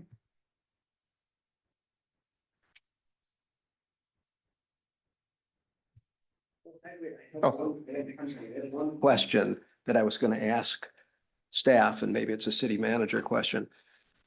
Putting aside cost, timing, and things like that, and best practice, how do you feel about subdividing Island Crest Park for all the reasons we've been discussing?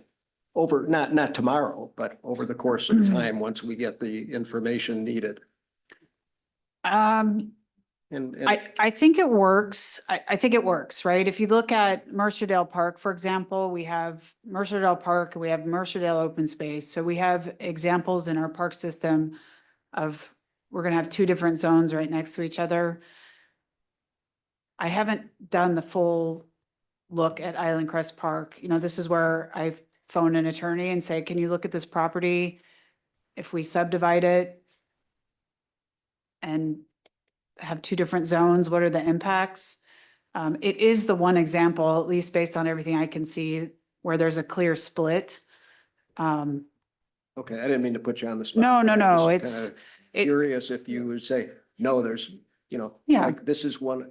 I wondered if your viewpoint on this was similar to what your viewpoint was on the Aubrey Davis. And I No. don't hear it being as hard as that one. No, the idea though of carving out critical areas into the open space zone, it just doesn't work in the other parks. That Right. one, it looks like it could.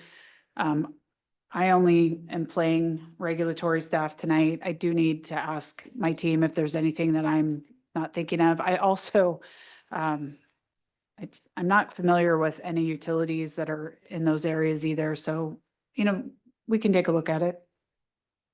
Thank you. All right, next up, landing and street ends, kind of a theme we've been talking about. Mercer Island is extraordinarily unique. I think you've all been out on tour with our parks team members, looking at some of our landings and street ends. I'm glad that happened because you're well informed now about mostly what's happening under the ground.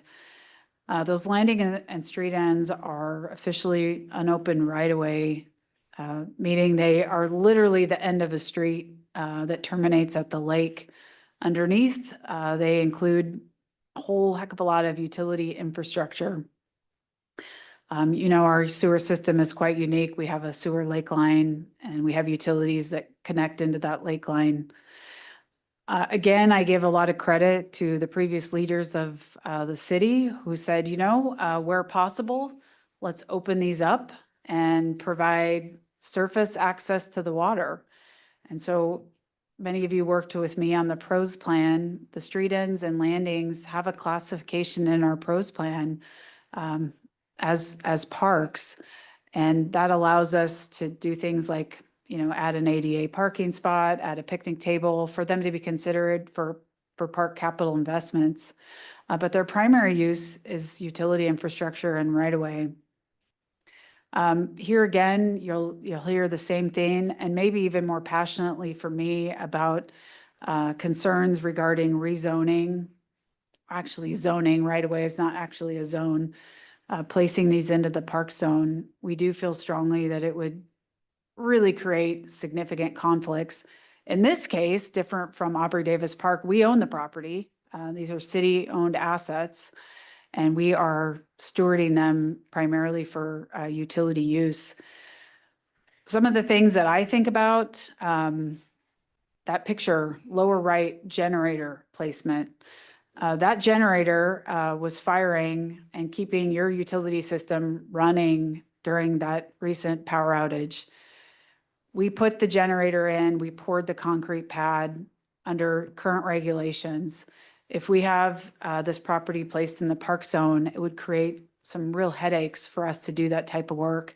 This is essential infrastructure, right? Keeping it running is essential. I think we have one more slide on landing and all right.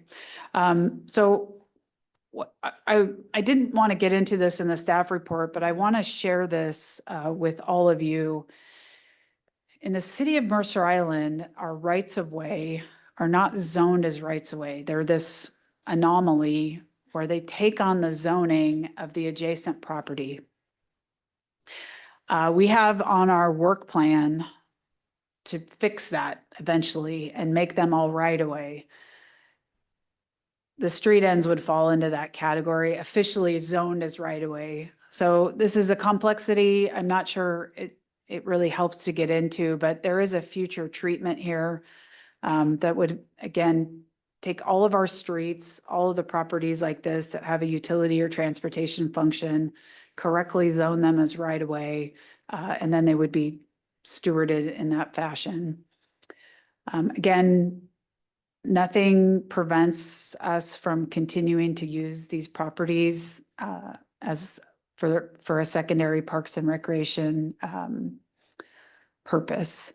I saw earlier that, and we can stop screen sharing. I saw earlier that Jason Kittner was here. He is still here, maybe. Jason is our Chief of Operations, oversees Public Works and Utilities, and is certainly available if you have any questions. I think Elaine Summergren is here too, one of our Deputy Public Works Directors. And if I didn't say this, our recommendation is to keep street ends and landings out of the park zone. I just have a quick question for information purposes. Are all of the landings that are listed in the pros plan utility quarters, right-of-ways for utility quarters? Yes, there is one park. Jason, are you? He may have had to step away. Oh, there he is. There he is. I think the one, so did you hear the question, Jason? Yeah, I did hear the question. I believe there might be one or two that are not, but that are not right of way. But I don't recall which one is off the top of my head. Perhaps Elaine does, but I believe there's one or two. And Jason, of the properties that we've bucketed as street ends and landings, are there any that do not include utility infrastructure? I was thinking, yeah.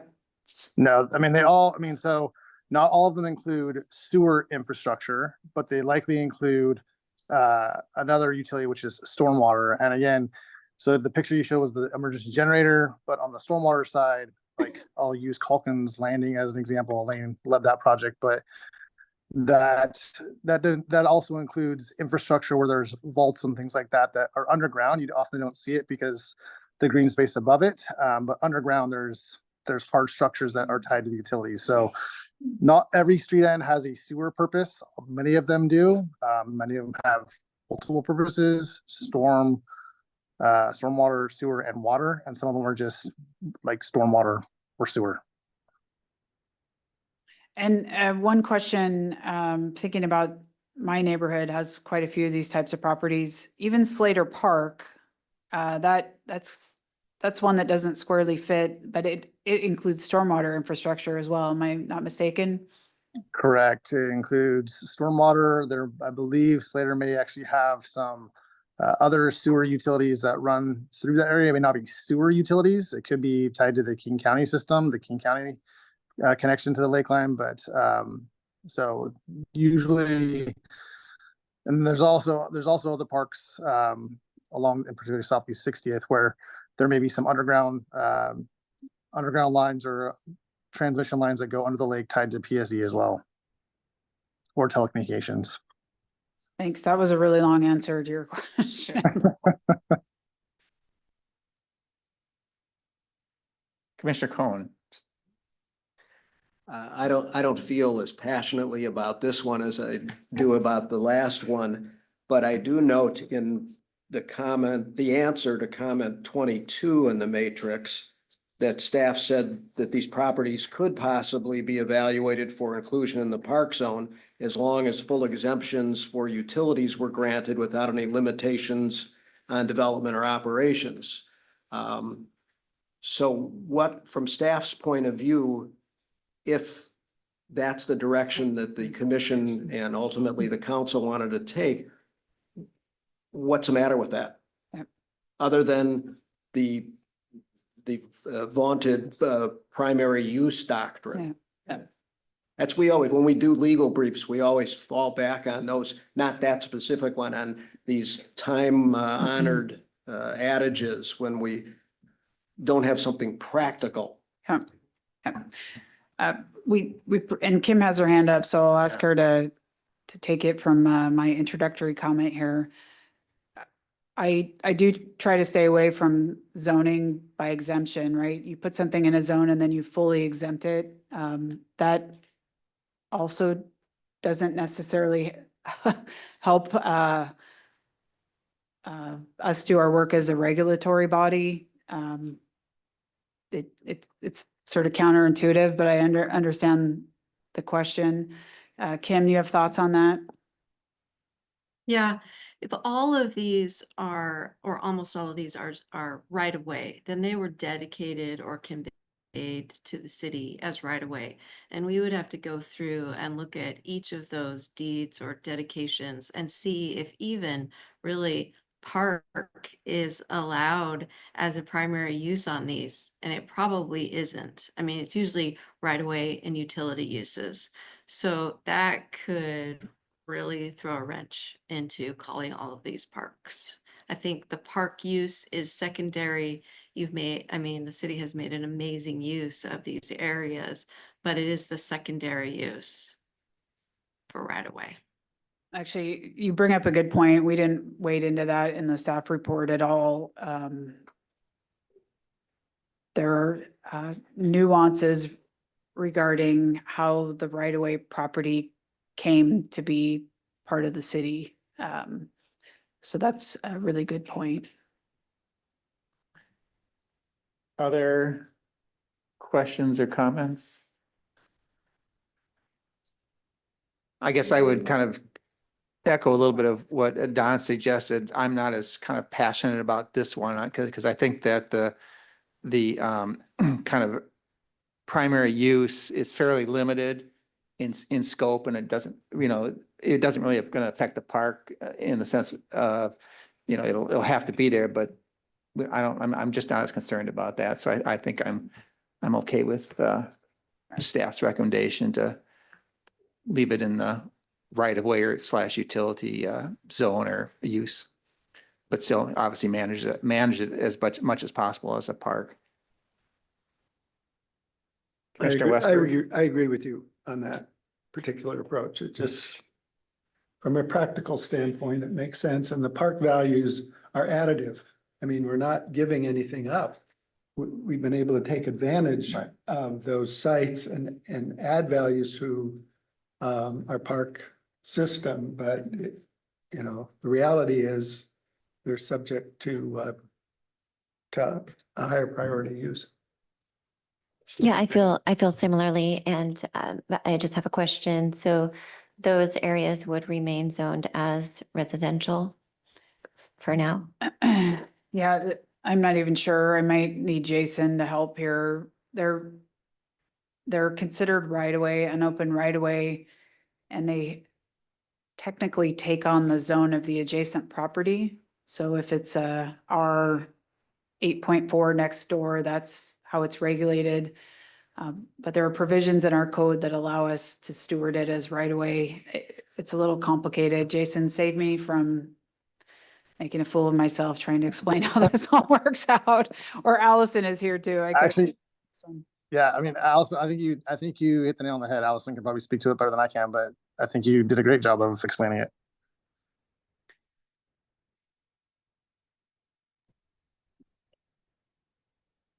Yeah, so just tell me the question one more time. So It's, I was digging us into a hole of trying to explain how our right-of-way properties are actually zoned right now. They're not zoned as right-of-way. They're, yeah, they're part of the adjacent zoning for, you know, the residential or whatever it happens to be. And then they're regulated not by that zone necessarily, but by our standards for the roadways themselves and the utilities, which are their own separate sections of code. so if you think about it this way, the streets in town center ad- adapt the zoning of the adjacent property. So, you know, town center zone, whatever, but they're still managed, operated, regulated as transportation infrastructure. At some point, when we have some spare time, we're going to rezone it all as right away and bring those two things together under one umbrella. Okay, so I'm gonna, Peter. sorry, I'm okay with staff's recommendation on this one, given the discussion. and Sarah, you're good. All right, so the recommendation going forward would be to not include these properties in the park zone. Okay. All right. Chair Struck, I wanted to mention that Kim Pratt needs to leave. She has another council meeting she needs to be at this evening, I believe right now. Kim, right? You have to tap out. Yes, I do. All right. You mean there's something more important than Mercer Island? No, just a prior commitment. I understand. All But right. I will get any questions from Jesse and Carson later. Thank you very much. Thank you for your input. Thank you. So what I might recommend selfishly, because I need a quick break, is Yep. that we take a break. The next topic up is wireless communications facilities. I can do my best to get through it, but that was one topic where we typically need legal support. So we can talk about it and then put that at the top for next time so Kim can support that discussion. Okay, so it's 6:57, so let's take a 10-minute break. Thank you.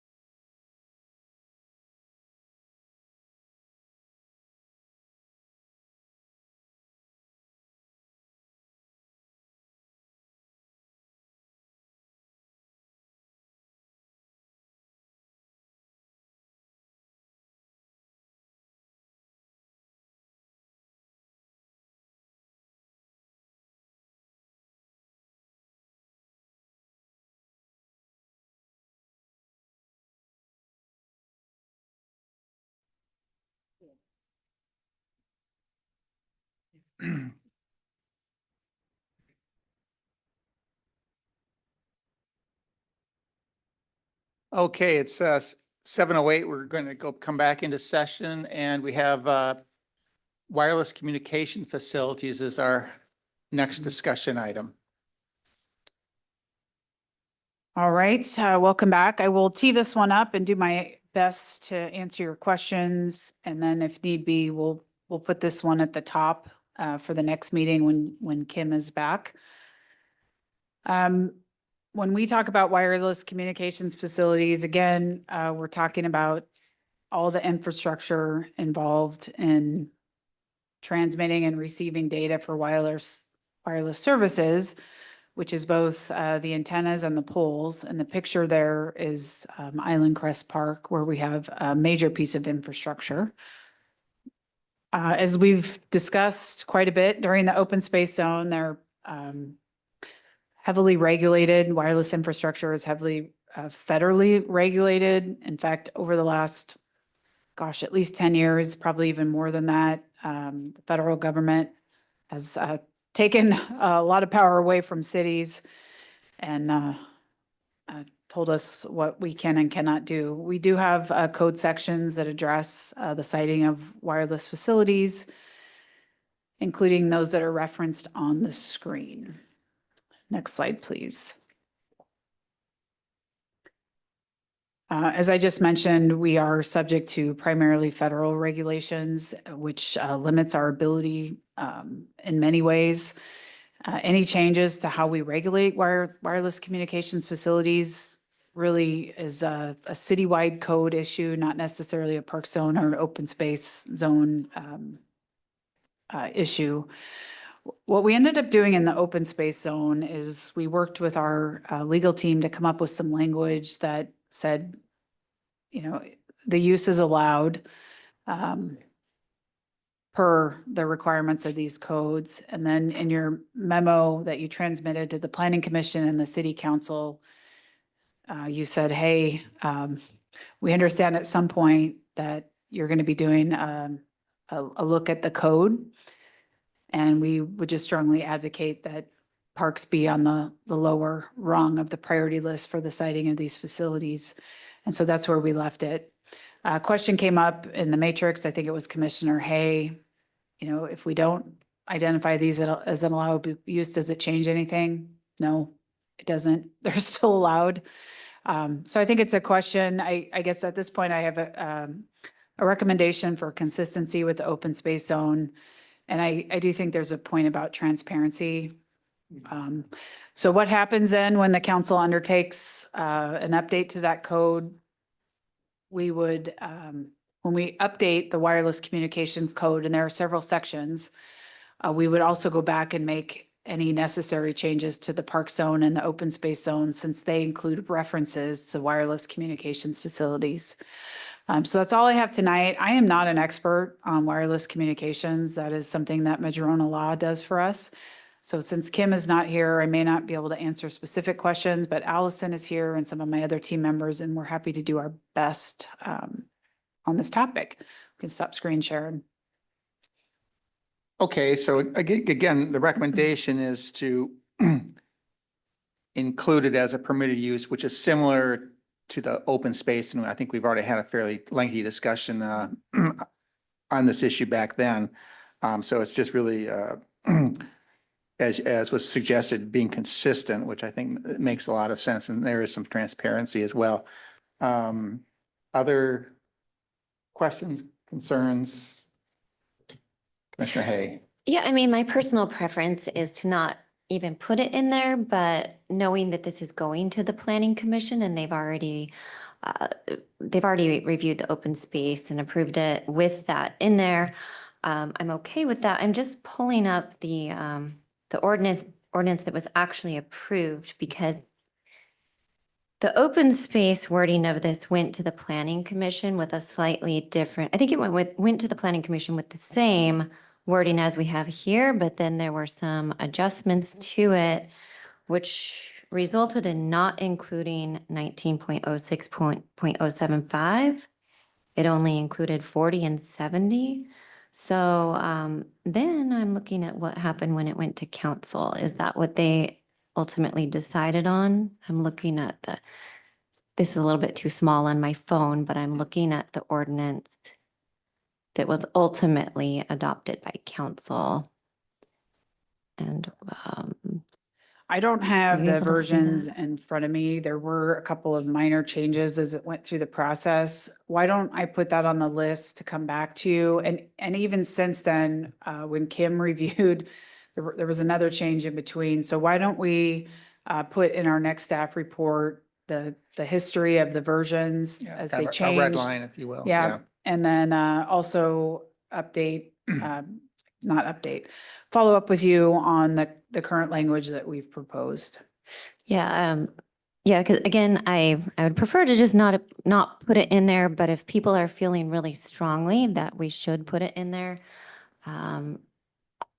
it looks like what was ultimately approved was only if otherwise permitted by 19.06.40 and or 19.06.070. So it doesn't include 075, which I don't remember what that is. And then it also adds a sentence stating small wireless facilities deployment and as subject to design and concealment standards as otherwise provided in the code. So I guess I would recommend that we make it the same as what we did for the open space. Is what council, What's that? right?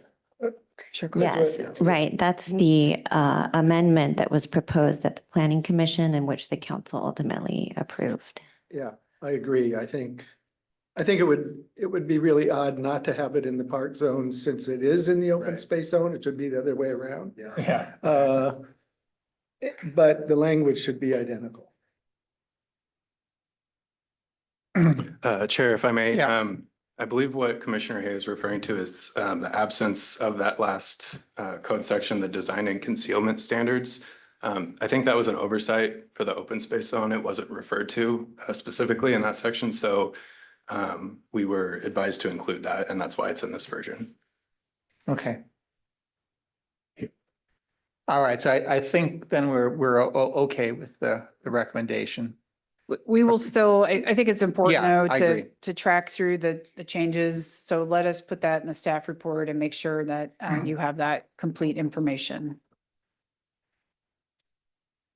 Okay, and we're going to go to item number 6, other discussion items. And as the city manager suggested, we're just going to kind of run through with a few highlights and we'll kind of tackle this one at the next meeting. Yes, so I think we've made some really good progress tonight and don't want to completely wear you out, but let me at least do a high flyover of the remaining discussion items and hopefully give you some things to think about and contemplate for our meeting in February. Setbacks. We've proposed setbacks. The language is largely taken from the open space zone with a few additional exemptions for structures and parks. And we can talk more about that in February. Keep in mind the arm wrestling we did with setbacks when we talked about the open space zone is by design. We put a lot of amenities, let's call it at the front of the park or, close to the boundary line, the parking lots, garbage cans. We tried to pull it all forward. So we realized the setbacks may be working against us in some of those cases, but let's take a look. One of the questions that was posed by commissioners was, the definition of furnishings. We talked about that during the open space zone, but we can in February think about whether or not we need to add that definition. So that's coming up. Next slide, please. Signs. Interestingly, we are going to need to set some size limits for signs in parks. They're not too far off from what we have in the open space zone. And keep in mind, we also have a sign code in the city that will overlap a little bit with the zoning language. So we put in your staff report some of our initial recommendations. We'll come back. Let's talk about this. I don't think we need to go into it tonight. Same thing for the next slide, which is kiosks, I think. Scoreboards, new topic. Scoreboards, because we have athletic fields and these, we were kind of going back and forth with our attorney. Is a scoreboard a sign? It likely meets some of the tests to be considered as a sign. So we're going to need to put some specifications in for scoreboards and also think about, you know, how many scoreboards will be allowed, things like that. So if you get a chance between now and February, go stand at Island Crest Park and you can take a look and see what we've got there now. And that's, I think, is that our one scoreboard or we have one on each field. one on each field? Perfect. All right, scoreboards. Next is kiosks. Again, we're really trying where we can to mirror the language in the open space zone. So take a look at what we've recommended there. Kiosks brings up a point I'll be making over and over is we are trying to standardize a lot of things in our park system. So once we have a kiosk design, like the one there, we try to carry it through the system. So we want to allow for the types of kiosks we have now, but probably not much bigger than that. That one is that at Luther or is that at top? Yeah, top one's Luther and the bottom one is at what we call Lid A, right? Lid A, Aubrey Davis Park. Yeah, and I think the top one might not be installed yet. I think it's for the waterfront. The new project. Yeah. And then we also have another style that's at like Dog Park and then Luther parking lot and Pioneer. It's all the same model, which is slightly different than the one right there at the lid. All right. Next slide. Trails. You heard public comment earlier recommending against regulating trail width in the park zone. I think that is probably the best practice, but there has been a lot of sensitivity around trail width and widening of trails in previous discussions, you know, during the Aubrey Davis Park Master Plan, other planning exercises. So I'm definitely open to including that. We dropped some examples in of existing trail width, max trail width. So something to think about. If not regulated in the park zone, it would need to be regulated in one of two other areas. Master plan, the Aubrey Davis Park Master Plan does specify trail width, or the future update to the trails and bike plan. So you can kind of think about that between now and February. Next slide. Buildings. In Luther Burbank Park, we have a couple of large structures really unique to that park. We've put them in and we have some more work to do to call them out as an allowable use and specify that it's just related to that specific structure, which prevents us from building admin buildings in other parks. So that's why it's carved out that way. It's the same treatment in the public institution zone for schools. We're still working on getting height and gross floor area and things like that to populate. We have more work to do though, commission on the other types of buildings that will be allowed in parks. And we need to think about sizes. For example, restrooms will likely be an allowable use, but you would probably want to regulate the size, the number, things like that. When we get to that topic, think about how we tackled open space. We said we're not going to allow buildings except for Pioneer Park because it's a certain size. In that case, a future restroom building would be allowed. So you have some ways you might want to turn the dials. For active parks, you have a lot of different types of buildings, restrooms, maintenance facilities. You have other things that aren't quite buildings, but are structures like batting cages. So we've got to think about all of those things. Switching gears, but on the same Jesse, theme. can I ask you a question? go about ahead. that? So as a rule of thumb, would you want to look at what's in place as sort of your starting point for sizes and heights and things like that? Because we don't want to create a lot of non-conforming structures. Yeah, Right. my wish is to come out of this process and have most things be conforming, because we intend for them to continue existing. Exactly. Yeah, and we'll bring back, I think we dropped in the staff report, the sizes like we've done here with picnic shelters. Right. So here's an example, I'm making this up, but, Island Crest Park, heavily used for athletic field purposes. It's very busy out there. What if a proposal came in to make the restroom building larger and add locker rooms and showers? Is that something you would want to allow? If not, we need to make sure the regulations are right? So, Encompass the present building, but not necessarily a bigger envelope. yeah, and just to qualify, I just made that up. Yeah. Not to start a rumor. So those are things that we're thinking about.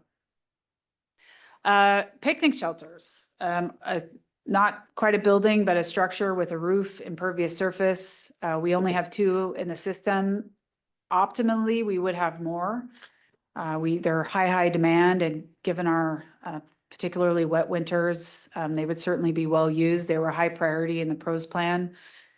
So again, what we want to think about is, your master plans are where you specify where picnic shelters go, but we probably want some standards around them. We have standardized the picnic shelter. The one at Aubrey Davis Park is our standard picnic shelter. The picture there of Dean's, that picnic shelter will be replaced. If you've stood under it, the roof leaks like a sieve. So we would want our standards to allow something that is comparable to Aubrey Davis Park. All right, bringing it home here. Parking. I have to say, we are struggling a little bit, even with how to advise you on parking. The range of parking needs, it just varies from park to park. And what I'm struggling with, and where I will look forward to your thoughtful feedback, is, let's take Island Crest Park, for example. It's likely underparked. When we have athletic events out there, we have parks, we have cars out on the street overflowing into neighborhoods. That doesn't feel like we're being a very good neighbor. And yet, paving over the park to make more parking also doesn't feel like the right solution. So we've been batting around, how do you even approach parking, right sizing parking? On the other hand, we have parks like Aubrey Davis Park in the upper lid, where the parking lot is not used very often. You know, it's just, every park is a little bit different. We haven't come up with a great answer on this, and we're probably going to struggle through this. We may not be able to fully regulate parking. But it's my plea for you to put your creative thinking hats on, maybe go visit parks during some of their peak operating times, which is usually late afternoon and evening. And let's talk about where we might go with this. The other fun one, impervious surface. We've drafted a no net new impervious surface code language, which I think it was Commissioner Westberg already called out that it's going to need some refinement. It wasn't clear, is it per park or park system? I think that needs to get worked out. We proposed some exemptions. That language is a starting point. So again, this is a good opportunity between now and the February meeting to go out and think about how we want to address impervious surface going forward. What we've drafted is pretty restrictive. All right. Lighting, actually Kelly Hildy, who's here tonight, she is our new, one of our new deputy directors in public works. She has a lot of experience in park planning, so she helped us refine the language there. It's really to minimize lighting in parks, but make sure where it's allowed, it's pretty restricted. I think at the next meeting, I'll have Kelly talk through the proposed language and see if you have any questions there. And I think yep, that's it. Thank you very much. The fourth item of business tonight is absences and commissioner reports. Commissioners, do you have anything to report, including planned absences? Commissioner Westberg. I just have one thing to report, and that is, I sent Ryan a picture of this. I was down at Luther on Saturday morning. It was damp, cloudy, and there were 7 of the 8 pickleball courts that were being used. I was amazed, but it's obviously very popular and getting a lot of use. Well, I have one. I know that the bomb cyclone event is probably a faint memory for many of us, and it's only been less than 2 months. But I wanted to thank the community and event center here, staff here. I'm looking at Ryan and Raven and Alex, and it was a wonderful opportunity to open it up. And there was a lot of great socializing and great conversations, as you waited for your phone to get charged up, et cetera, et cetera. So thank you very much for that. All right. So commissioners, may I have a motion to excuse Commissioner Burstein and Commissioner McCarthy, who are absent from tonight's meeting? Commissioner Westberg. I thank so you. move. Okay, is there a second? Second. Commissioner Markson. Okay.